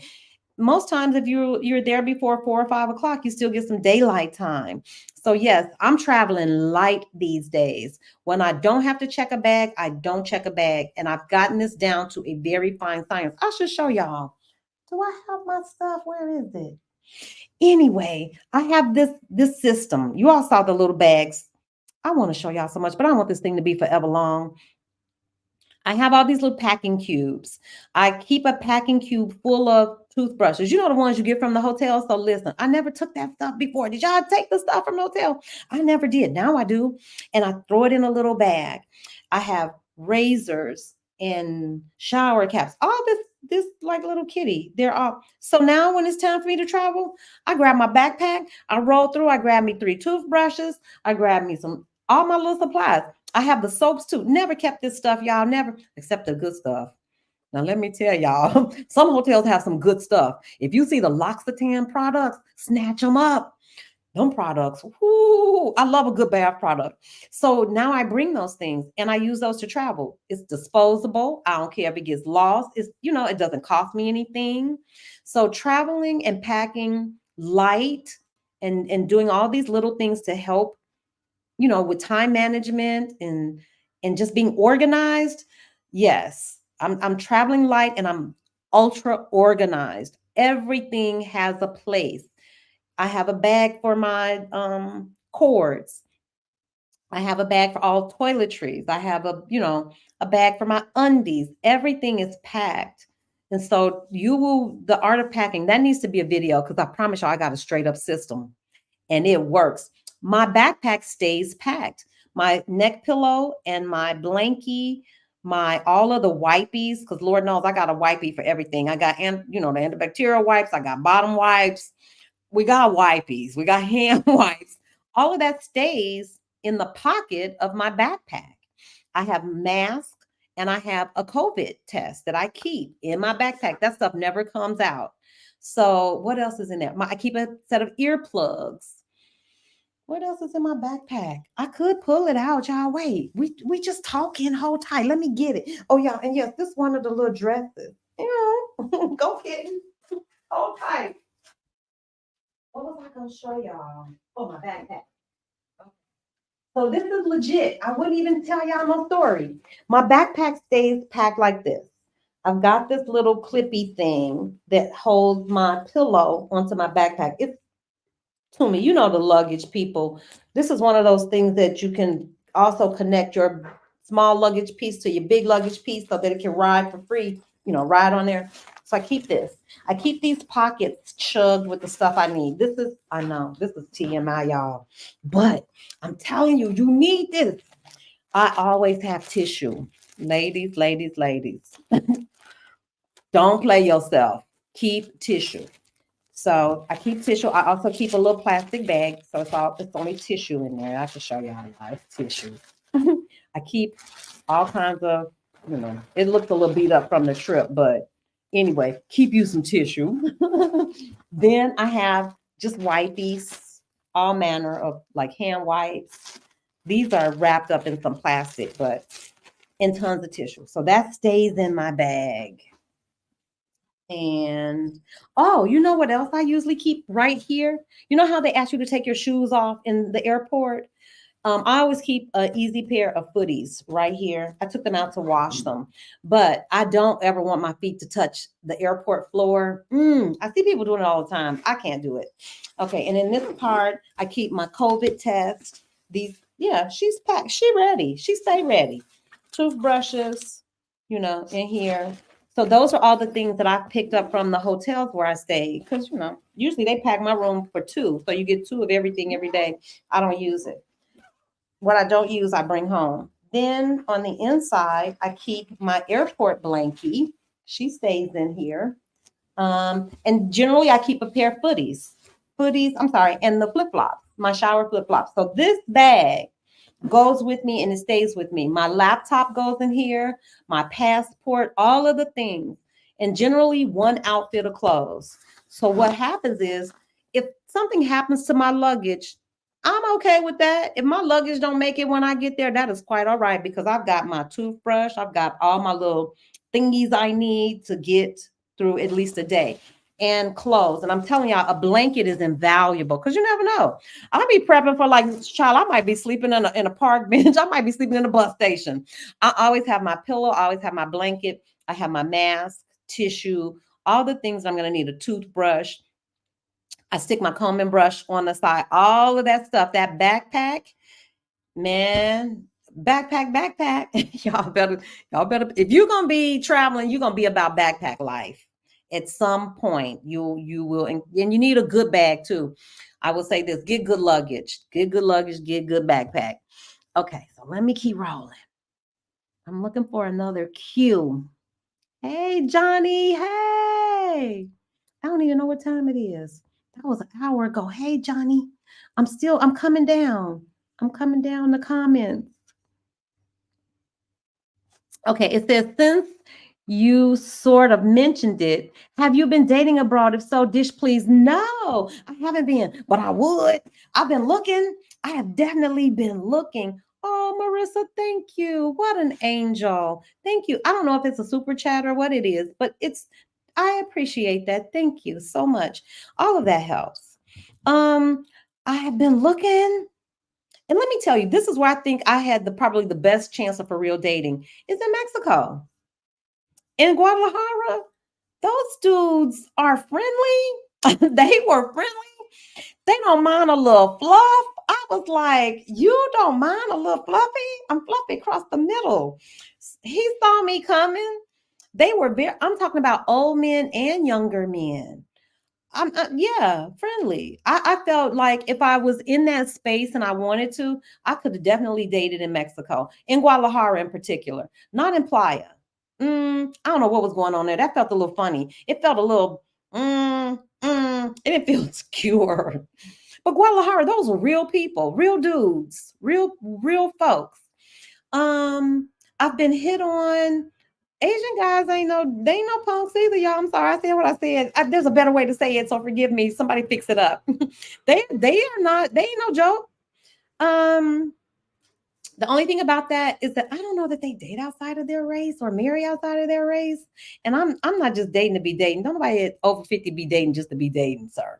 If we dating, there's an unspoken where's this going. I don't even have to voice that. There's an unspoken, sir, where's this going? So, no. So actively, I have not been. And can I tell y'all this? People don't get it, but y'all get me. Y'all, I've been married twice, two times, long term. Like I'm talking about marriages where you in there had to roll up your sleeves. Well, you was doing the work. I'm good. I'm good. I look all the time. I'm a looker. I look all the time. I like to look. I like a good looking. I do. I'm sorry, I just do. And if it was right, and I'll know when it's right, we good. It's good as done. Because if the right guy, if the right dude, you'll know. Y'all will know because you'll be the first ones to know. I'll be like, yep, he said just the right thing. He's just the right one. But in yeah, it would have to be a lot of stuff, y'all, because you think I'm coming off the road. I don't know, it'd be a hard sell. It'd be a hard sell to get me to come off the road. So a couple things would have to happen. He would have to make a very compelling argument, or he'd have to be willing to travel. And so we'll see. But that's one thing I'll tell y'all this. I swear to you, I don't worry about that. Nope. I don't believe any of the myths. Like once you're over 40, you have a better chance of getting struck by lightning than finding a man. I don't believe that. I don't believe that. I believe none of that. I believe what I be telling y'all. I believe the universe is abundant. I sure do. Can't nobody keep saying the same thing. Y'all, you can't sell something. You can only sell something for so long. If it's not a part of you, it's not a part of you. It's going to show. Y'all, I believe every syllable that's coming out of my mouth. I don't believe in lack. No, I do not. I do not. I've lived it. I've experienced it. I know what that's like. I visit there. I still have to keep my mind together that I'm not, living in scarcity or being afraid or, being motivated by fear. Y'all, I don't believe it. I believe every pot got a top. I do. I believe if you want love, all you got to do is be it. Be loving. Be kind, smile. People, yeah. I don't even think you got to do all that dress up stuff. I don't believe that. I don't buy that. I do not buy that I got to be bendable, posable Barbie to attract the man who's for me. No, he gonna see me and like me just like I am. I'm gonna see him and like him. I ain't gonna try to change him. I don't care how he march up. Oh, it's you. Let's go. I believe that. And so, yeah, I'm having fun. I'm having fun. So if a man smiles at me, I'll smile right back. I don't care. You could be 70. You have two teeth or a mouthful of teeth. I do not care. I just want to know if you're going to be nice to me. And so when men are nice and they smile or they strike up a conversation, I'm here for it. But I don't feel pressed. I don't feel pressed because, there's going to be some conversations going to have to be had. You trying to partner with me, sir. First of all, where's your passport? I'm going to need to see that. I don't even want to see your driver's license. I want to see your passport. You got one of them? We could talk. Okay, it says, what has been the most surprising thing you've learned about yourself? Ooh, Ooh, Marissa, you got good questions. Oh my God, this one, I didn't see that coming. Wow. Okay, this is it. The USA is probably more damaging to Black people than I thought. I think I was on the train like everybody else. You go to work, you go to school. We all probably did this. You follow the prescriptive path. You do what they say. Everybody has to graduate from high school. You got to go to college. You got to get a house. You got to get married. You got to have kids. I did all of that stuff. And I'm telling you, every step of the way, it feels like just a little piece of me was crushed or just ignored or just not fed. I just think I just don't know how many people can really say that they're unscathed by the American experience. And I'm not bad mouthing America because y'all know, good Lord, it is the land of the free, the opportunity, blah, blah, blah, blah, blah, fill in the blanks. It made me who I am. We certainly have privileges there that other people don't have, but we certainly have problems. And I think to not look at the trauma, the just being in America, I think you become desensitized. I had no idea I was as traumatized as I was. And it shows up in so many ways. Encounters with the police. I told y'all this story before. I was in Mexico and my phone got lost or stolen, whatever happened. And the police, I was bracing myself because I didn't want to have an encounter with the police, leftover trauma. When I tell you those people, the police, it was jaw dropping. They were so kind. They escorted me to the place where my phone was pinging. They knocked on that woman's door and told her, open up that door and let this woman walk through here with a flashlight till she found her phone. Who does that? I was still scared. I was like, it's a setup. It's a setup. It's a setup. It was not. They were just being kind. They took care of me. And so I think the trauma, what I learned is that I was probably more traumatized than I knew. I'd already, been in therapy dealing with my own trauma, the trauma I knew. But did you all know that you can be traumatized from living in the States? And I don't think I think I underestimated the toll of just being a Black woman, raising a Black son. Y'all, let me tell you what I do know, that there are people here, their sons leave out of the house every morning and they never, ever, ever have to even think that my son might not make it back tonight because he might encounter gun violence or gang violence, or somebody might just want to take his shoes and he might not want to give up his shoes today. To to have the freedom, a mother, to have the freedom to have your son walk out in the world and not live under that threat. Baby, that's a gift. I feel robbed. I feel robbed of that experience with my boy. Ooh, I ain't see that one coming, Marissa. Yeah, so the US will do you a job. That's what I underestimated. I did not realize how traumatized I was. I was dealing with personal trauma. I was not taking in the fact that, y'all, this gonna take some time. You're gonna have to undo some of this. I still have a physical response when police are in my presence. I still clear people still, I choose not to because I understand your privilege. I understand when you imposing it on other folks, it still triggers something in me. So I still have work to do in terms of healing from that. But you can't heal from what you don't know. You can't heal from what you don't acknowledge. And so being in spaces like this, it allows me to get quiet.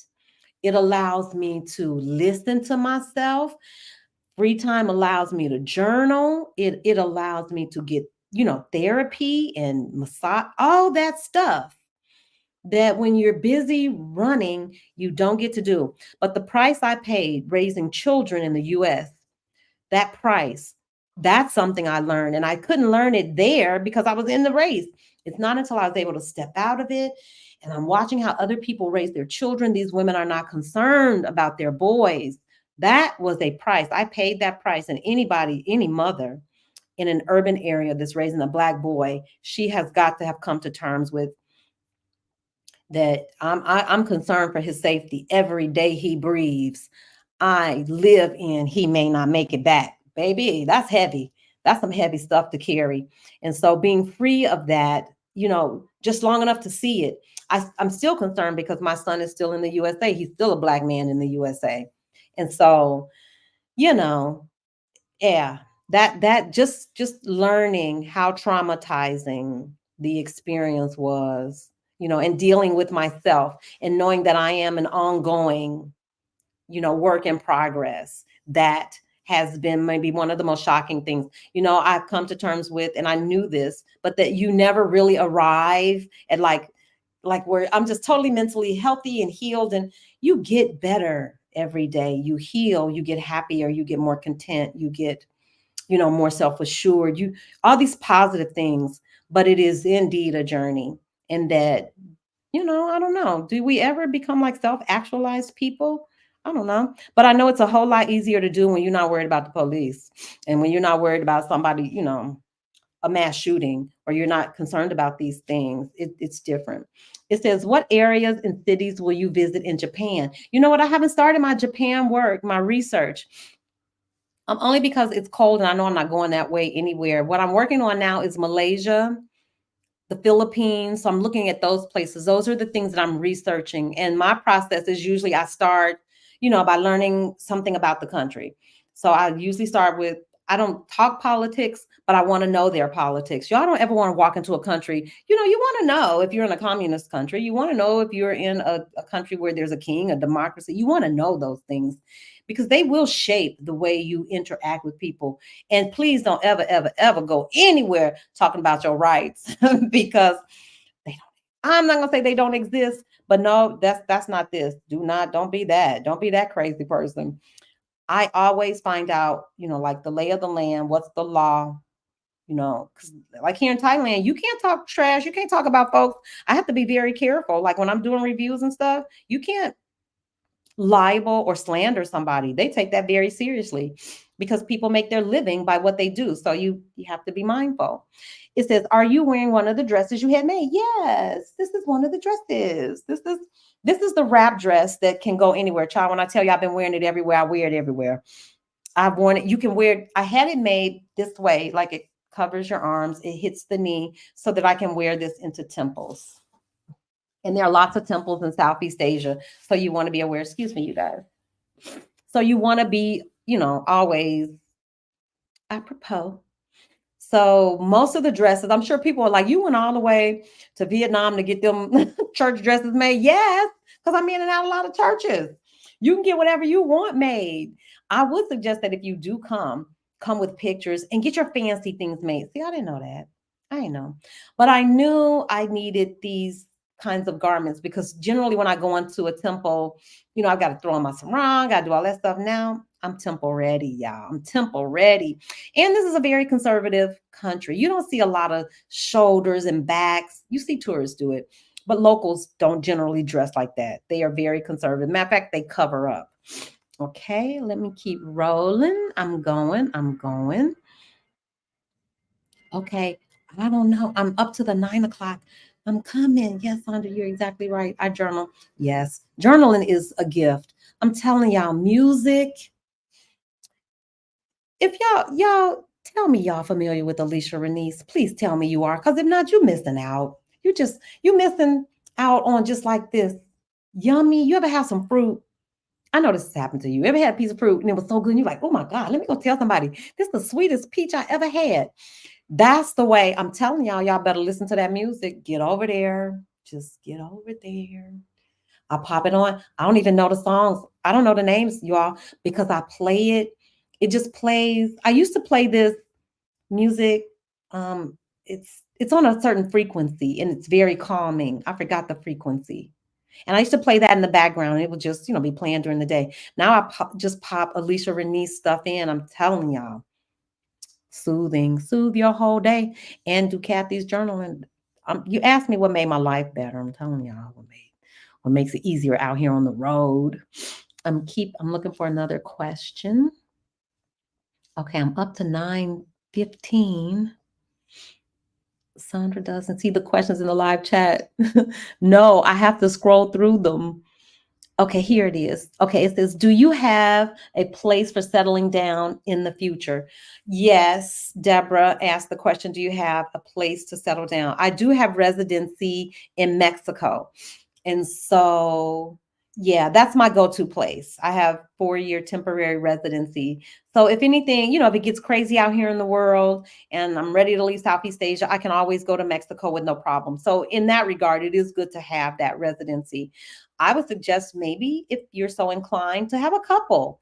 I would consider Thailand, but Thailand stuff changes. I'm telling you, they just changed their tax code. So anybody thinking about retiring here in Thailand, it is not the place I would say try to do it on your own. I hear people say they do it, but I'm telling you, things change. They just changed the tax laws, and those tax laws will affect anybody who's bringing money in. Like if you're retired and you're bringing money in, I was watching, who is my guy? The Nomad Capitalist, and he was just talking about the changes in Thailand. Thailand changes like every other day. Don't try to go it alone. I wouldn't. I wouldn't. And I've gone to do two different visa people, and even they said two different things. I don't know. So Mexico would be my place. And then from Mexico, I'm thinking South America. I feel a call there too. It's something in Colombia, in Medellin, in Cartagena. I want to go see those. Um, Hey, Agent Grateful. Hey, Tia, TT. Okay, I'm still scrolling. Okay, spell that product name. I'm not sure what product name, Kathy, that you're asking me about. Let me see if anybody knows. I don't know, but if you drop it again, I'll try to find the product name. Sandra, I jumped when I saw that man put that snake around your throat, girl. I was shaking like a leaf. Oh my goodness. But again, fear, you can't, I've never, ever, ever, ever, ever in my life touched a snake. Y'all know I got a healthy amount of fears. I'm afraid of mice. I'm afraid of snakes. I'm afraid of heights. I ain't too crazy about the dentist.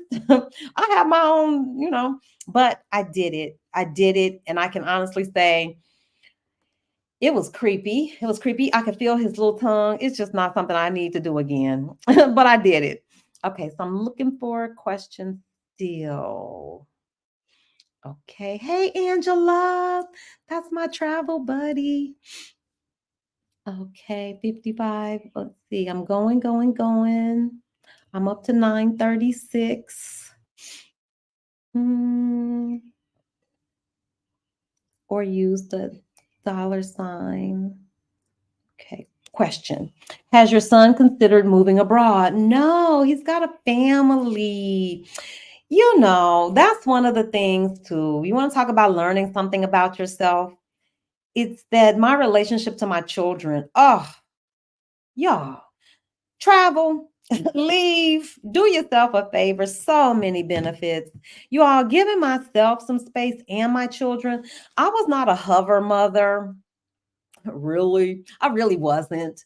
I have prided myself on not being that, like I didn't interfere in I don't interfere in their relationships, their marriages, that kind of stuff.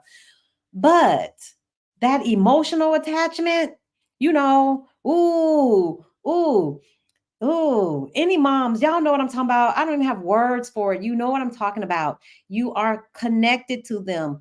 Even though you might not be looking every day, you still listening. Your heart is still, ooh, I'm going to tell you, first of all, getting some space and filling your time up with things that are concerning for me, my paying attention to my own health, making sure that I walk, making sure that I try to find the best place to eat, tending to this, like for real, man. I bet you my kids are like, "Ooh, we so glad she found something to do," because it allows you space. It allows, it gives you the space to focus on something else. I don't know about you, but my anxious kind of personality, I would be projecting that onto my kids. Like, I'm worried about you. Oh, where you at? They don't trust me. My kids are 38, 37, and 32, something like that, y'all. They are raised. Trust I raised them. And so he hasn't thought about it, and I'm okay with that. I wish he would, but I think seeing an example of it plants the seed. But I understand them. I understand their reasoning. I understand where they are in their careers. I understand that they have family obligation, and I'm free. I don't feel so caught up in the outcome. That distance has helped me also distance from the outcome. You know how as parents you want this, you want them to be happy. You marry this person, don't marry that person. Yeah, the space has allowed me to, for real, give them some real space, and they get to live their own lives. They get to define it the way they want. I would love for my son, but I understand that he's got children and that's not practical. So yeah, I don't even push for that. Agent Grateful said, join late. How is the heat in Thailand really? Is it something that you can deal with long term? Okay. In the heat of it, in the thick of it, I think it could be almost unbearable. But if anybody has been to Merida, it ain't that hot. I've been to Merida. Anybody who's been to Merida, Merida's the hottest place I ever been in my life, next to Doha, because Doha's in the desert. Desert hot, and that heat in Merida, Merida got to be sitting right on the equator. Baby, Merida's hot. Shakes. And Merida's dry heat, burn your skin heat. Thailand's a gentler heat, but it's hot and humid. And so in the thick of it, no, I can't see myself doing this year round, because when it's really hot, you lose out on a whole chunk of the day. It's the same thing in most tropical places. You know, things slow down in the middle of the day. I don't like that. That rhythm doesn't work for me. I want all my day. I want all my daylight hours. That's why the truth is, if I had to be somewhere, it'd probably be Hanoi, Vietnam, because they have 4 seasons. They even have winter, but no snow. I could see that. I came here at the tail end of rainy season. It was still hot and humid. Most of the daytime, it either raining or so hot that you just aren't outside. However, when I came back from Vietnam, y'all, it's perfect. So let me tell you, what is this? I came back the 1st of December. No, middle of December. Get here in December before burn season starts. This is okay. I would say come at the end of November. Come for Lantern Festival. That's when you come, because it was starting to cool off.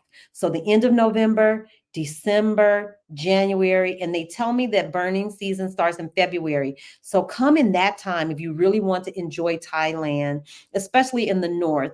Now, I can't tell you about the south because I've spent most of my time in Chiang Mai. And I just can't speak to the weather there. But overall, Thailand is hot. And I can only imagine it gets hotter. Yeah, I can't see it year round. I cannot. But it's a beautiful place to spend 6 months out of the year for me. I can see myself doing 6 months. Okay. Go to the next one. So the heat is real, but it's humid heat and it doesn't last all year round. There is a beautiful time to come to Thailand, particularly Chiang Mai. And I say from November, December, January, as long as you get out of here before burn season. Do you dress to temple exclusive? Do you wear dresses to temples? No, I think you can wear pants to temples if this is your question, Kathy. Um, because it's so hot in Thailand, I have not had on pants. But when I tell you Thai people wear long sleeves, they're accustomed to the heat. They wear long sleeves to protect from the sun. You'll see them covered from head to toe. And I'm like, I would be dead in 30 seconds if I walked out the house in that. No. So generally, I'm wearing a short, like a caftan kind of dress with some shorts under it. If I'm just not going to temples, I'll wear a shorter dress with some shorts just to cover up. And if I'm going to a temple, I always have this, covered up. I don't think cleavage is a big thing because It's not too low, but the sleeves have to be covered up. Your knees have to be covered up. And because it's so hot, it's just easier for me to wear dresses because dresses get a breeze. It's breezy under there. And so I think I love a dress. Easy t-shirt dress, easy wrap dress, something cotton, something light. It's the order of the day. It's the order of the day. Or just shorts, some reasonable shorts. But if you're going into a temple, you have to have your legs covered. So I don't want to fool with all of that. Make me a dress that suits the bill. Hey, it can still be a little sexy. It's got I got some cute little tops, but nope. I usually wear a dress to temple, to any temples, but you can wear pants. Sometimes they'll provide something for you if you show up and you aren't dressed appropriately. But then, come on, y'all. Everybody get to wear them pants. I'm like, I'm not putting those on. I am a recovering germaphobe. No, I don't want to borrow them pants. No, and I can't believe you're offering them to people. Didn't he just take them pants off? I'm not putting them pants on. Oh, so I carry my own sarong always too. Where's my sarong? Oh, my other bag is packed, but I keep my sarong in the other bag. Okay, so let me keep rolling. I'll miss a question. And if I missed your question, what is, L'Occitane. Oh my God. Kathy, you've seen it. That's the product. Yes, it's L'Occitane. I don't even know if that's how you pronounce it, but it's yellow and you'll find it in like better malls, or find their products online. I cannot say enough about these wonderful products. If you have dry, patchy skin, oh my goodness. If you like verbena, clean smells, they used to when I first came into contact with those products, it was in a Ritz-Carlton. That's the hotel. They use those. Oh God, good products. Them some good products. I'm just gonna say that. Do you have sisters and brothers? Yes, I do. I have two lovely. Well, hold tight. First of all, I come from a black family. And I don't know how y'all grew up, but if you stuck around long enough, or it didn't matter the family configuration, it didn't really matter if it was we was brothers. So I have many brothers, but two that I am in relationship with. I'm sure my daddy, he did his part. I do believe I have another brother somewhere, and I just don't know where he is. And we're getting up in age, so you just don't know. But I do have two wonderful brothers in the city that hold me down. I just love them. And then I have a plethora of sisters. Because again, my daddy was a busy man. So I have three sisters actually that are still in the city. Well, one is in Atlanta and two are in Chicago. And so those are the people that I would consider my siblings. And there's some others out there, y'all. Don't get me talking about it. I told y'all. The lady say, you happy, happy. I say, lady, I'm blacky, blacky. She say, no, you happy, happy. I was like, well, then somebody ain't telling the story. Somebody lying. I don't know who it is. Could be my mama, could be my daddy. Are you still doing the options trading? Yes. When I get a chance, y'all, let me explain something to you about options trading. And I hope that here's the bigger mission. The bigger mission is for me. I want every black woman, primarily, first and foremost, that's my first concern, to understand the power of your dollar. Dollar, the one, it don't take a bunch of them either, y'all. It's such a myth that you have to have a ton of money to invest and make money. Is it going to take you longer? Yes. But are you better off doing something rather than nothing? Yes. I mean, come on. We know this. So, my push with money is really education. I'm a teacher. I want you to know. So, I want the information. And two things I want Black women to know is that investing is for everybody. I don't care if you only make $100. $1, you owe it to yourself to invest two. Take $2. I swear to you. I wouldn't say it, y'all. I just think the internet, YouTube is you can come on here and talk crazy, but it'll scour you so clean because anybody can come right on and be like, that's not true. Y'all invest. I promise you, just wait. In the coming year, my shift, my I'm going to pivot a little, but not much. My focus is always going to be these two things, investing and trading. However, investing is for everybody. Everybody is not intended to trade because trading is a particular set of skills and you have to know yourself. Trading involves risk. Trading is something that you do on the short term. For me, I swear to you, this is my analogy for trading. It's like running out into traffic, snatching the coins off the table, and you got to run back and get out the traffic real quick because you will get your tail smacked if you don't do it right. So I don't trade every day because there's risk. But should you be investing every day? Yes, ma'am. Yes, ma'am. My new push is going to be to see how many Black women can we get investing, opening up brokerage accounts. And it's coming. I'm telling y'all, stay put. Just stay put. Give me one more week. We're going to unveil this. And I cannot say, no man's an island. You can't do it alone. Marissa Price is the truth. Marissa don't need no more business, y'all. She really does not. But I'm just telling you, she's the truth. Marissa has helped me in so many roles. To say that she's a VA would just not even be accurate because she has done so much to help me get this thing off the ground. I'm forever indebted, but it's coming. So in the new year, my push is going to be getting Black women. And I can tell y'all this right here. I want to have 1,000 Black women open up a brokerage account.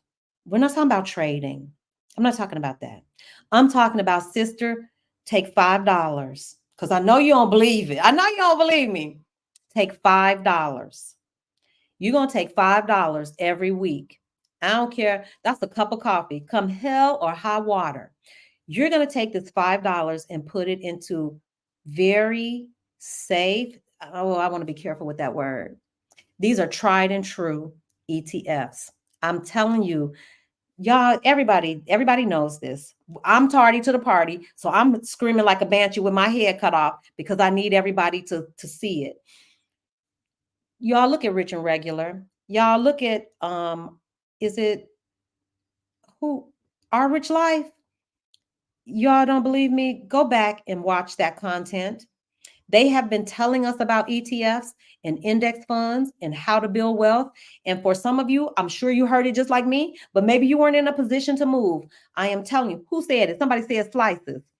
$5. I'm going to give it to y'all. I'm giving it to you for free. You need a brokerage account. You need to learn about dollar cost averaging.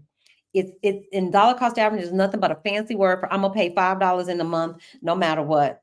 And I don't care if the market goes up, if the market goes down. And so that's my push.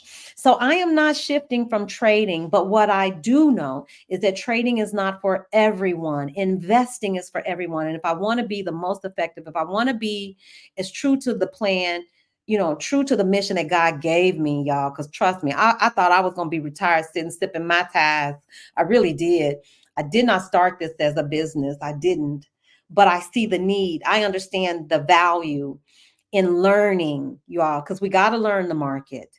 You've got to learn the platform. There's some things you got to learn, and it doesn't have to be overwhelming. It doesn't. And so from Lack to Legacy family that's already a part, you've already paid for you're in there. I'm talking about moving forward. This next 1,000 women that I want to see opening up brokerage accounts, y'all, we got to do this work. You open that account, you pick an amount. I don't care if it's $5. I don't care if it's $1. You could do $1 a day. And you may think, I don't have it, I can't afford it, but I promise you, you can't afford not to invest. Nobody wants to work until they're 70. Nobody's doing that because they want to. So many of us are staying in these toxic jobs, y'all, because of the money. And it's not too late. Don't let anybody tell you it's too late. And I'm going to get off my soapbox. But I know it works. I know it works. And it's painless. And most of us didn't do it because nobody told us. Nobody told us. I always felt like I had to have a broker. I got to go through these people. Lord knows I'm going to go in here talking to these people about my money. Oh, my goodness. All those things. The internet is the great equalizer. It is up to us to step through the door. The door is here. The door is here. You can start with $1. You can start with $5. It's true. You no longer have to buy a whole stock. You don't have to buy like a whole share. If Apple's trading at $200 a share, you thinking I can only afford 2 shares for it. No, you can go. It's like remember. I don't know. See, I'm old. Y'all don't remember when your grandmama used to send you to go get $2 worth of bologna and $2 worth of cheese. You can go get $2 worth of apple. What? You can go and get $10 worth of Nvidia, and you own the stock. I'm not talking about trading. I'm talking about owning the stock, and can't nobody take it from you. You don't lose it. You know what I'm saying? You don't lose it until you sell.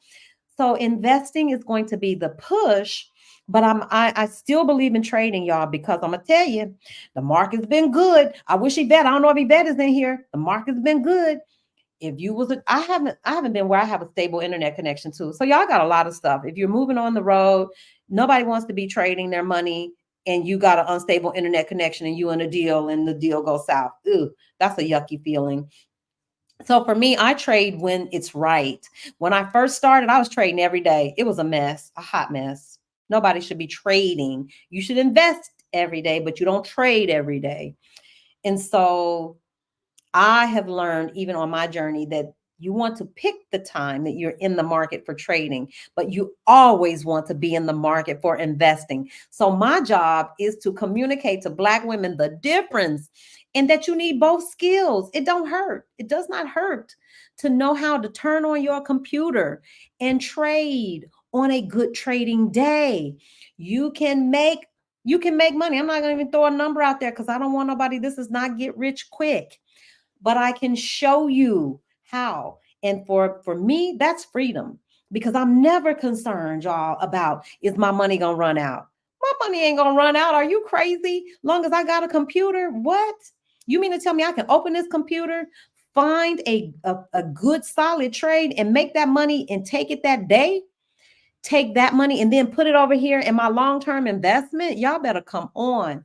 We Now's the time. Now's the time. I'm going to show you how to do it. I promise you. So that's my push. I'm still traveling, y'all. The travel kind of cuts into my trading. Travel cuts into trading. We're going to talk about that. The next video is about how travel bloggers tell lies. We don't talk enough about the balance and how you have to work to make this life balance and work. And so, yes, in 2024, my push, my mission is to get 1,000 Black women signed up with brokerage accounts. And watch this, y'all. I don't even care which one you do. I think you should go with Schwab. I think TD Ameritrade's Thinkorswim platform is so workable because you can get it everywhere. That's just me. But do I really care what brokerage house you use? I will say this: don't do Robinhood. don't I can't. Don't do Robinhood. If you got to do one of them mobile ones, do Webull. I don't mind. Webull has a whole suite of support that can support you in that. So y'all be on the lookout. Marissa is helping me get this thing kicked off for the new year. I'm excited. I'm excited about the travel product. I will continue to improve that. So if you purchased a travel guide, just relax. I will continue to revisit that because I want to refine it. I want it to really be the best that it can be. And so if you purchased one already, don't worry. I got your email address. As soon as I update it, I will try my best to shoot you the updated one. I can't say that I'm going to do that for forever, but eventually I will get to the place where I'm totally satisfied, where I have packed that travel guide with as much, because every day I think of something else, like, oh, this would be helpful.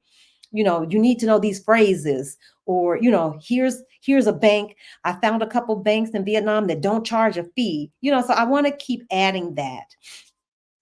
Jan, I'm telling y'all, come on. So that part will be ongoing. That's a project that I'm working on. I'll also be working on enrolling 1,000 Black women in brokerage accounts. So you can hit the link. It'll be coming out.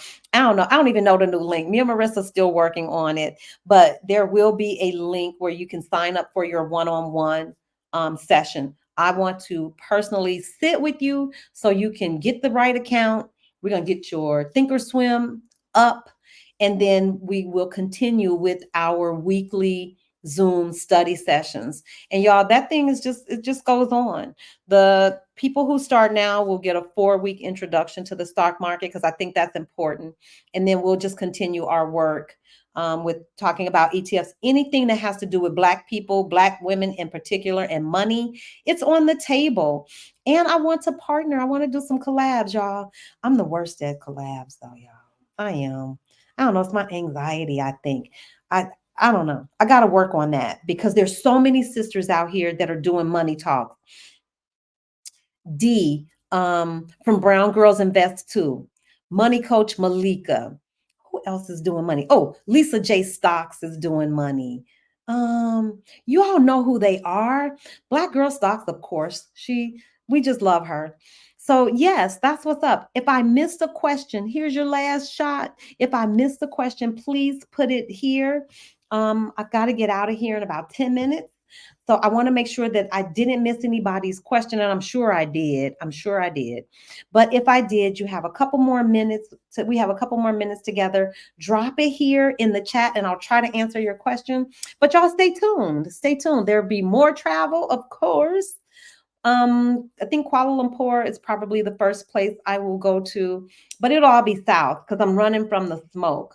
It's going to be burn season, so going north is not an answer. I've got to head south. And then I'll be working my way back west after I finish Southeast Asia. So you all support. Y'all going out there and get that travel guide. You know, you get me. Once you get something, if I'm selling something or if I got something, y'all, you get me. You get me. That's you get me with that. And I like that. I want to know that you with me. I didn't just, I'm okay with donating to the cause, but I want to know that if something goes wrong, I can call you. I want to know that if I have a suggestion to improve, I want to know you're listening. And that's my approach. That's what works for me. It's what lets me sleep at night. So if you purchased the guide already, thank you. Because I woke up this morning and I was like, what? What? Thank you to Marissa and Alicia and Kathy. Go check out their channels, please. And Yvette Boone of Yvette Boone Creates and Aging Grateful. Who else is in this chat? H&D from H&D Abroad. If I missed anybody, please drop your YouTube channel right here. This is how we do it, y'all. This is how we love on each other. This is how we share. This is how we all grow. We don't compete. We don't have to because it's a billion people watching YouTube. No need for us to compete. Drop it down here in the chat so that people can see you. Y'all better go get some Alicia Renese music. Bless yourself. I'm telling you, go bless yourself. Get up in the morning with Kathy and journal. Marissa's going to get you straight. If you got stuck in a toxic job like me, she going to get you straight. Oh, and Coach Yolanda. I love Yolanda. Yolanda evolved. I think her name has changed. Marissa, if anybody knows, please put it in the chat. She will get you so straight. When I tell you that sister spoke a word over me. She spoke a word. I'm telling you, and it didn't take much. Y'all ever encounter somebody like that where they look right at you and they speak right to your soul? And she spoke to my soul in like 3 sentences. I was like, okay, got me straight. It was the sister shake up I needed. She shook me up so quick, turned me around, gave me a to-do list, and sent me on my way. If you need some life coaching, I'm telling y'all, she is the truth, truth, truth. So we've got so many, a plethora of sisters who are doing their thing, and they do it well. They do it well. So we want to support them. We want to love on them. Yes, Coach Yolanda is on YouTube. Y'all better go see her inner child work. Priceless, priceless, priceless. I love you all. I appreciate the support, and I can't wait till we do it again, y'all. You know I can't. So I'll see y'all not tomorrow, but the day after tomorrow. I'm gonna tell y'all we're gonna bust up some myths about travel and travel vlogging and all this stuff because y'all, they're not telling the truth. This stuff is hard. I don't care what nobody. Is it rewarding? Yes. Would I do it again? Yes.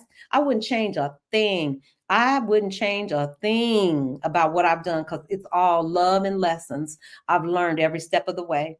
And I'm learning to love myself. So y'all get there. Get to that next live. It's not today, it's the day after tomorrow. I want to say it's at 8 p.m. Eastern Standard Time, 7 p.m. Central Time.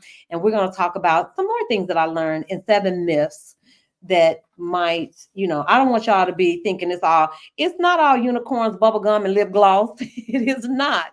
Some days it gets tough out here. Hey, Abba. What I tell y'all, I just have friends. I have friends. I don't even have no subscribers. Abba took care of me when I was in Mexico City. Took me to the most beautiful flower market. Took me to, and we had the best meal together. Just love, y'all. It's a community of love. I'm telling y'all, wrap your arms around each other. Thank you, D. I love y'all. And we will talk again. See y'all soon. Bye, folks. Bye, loves.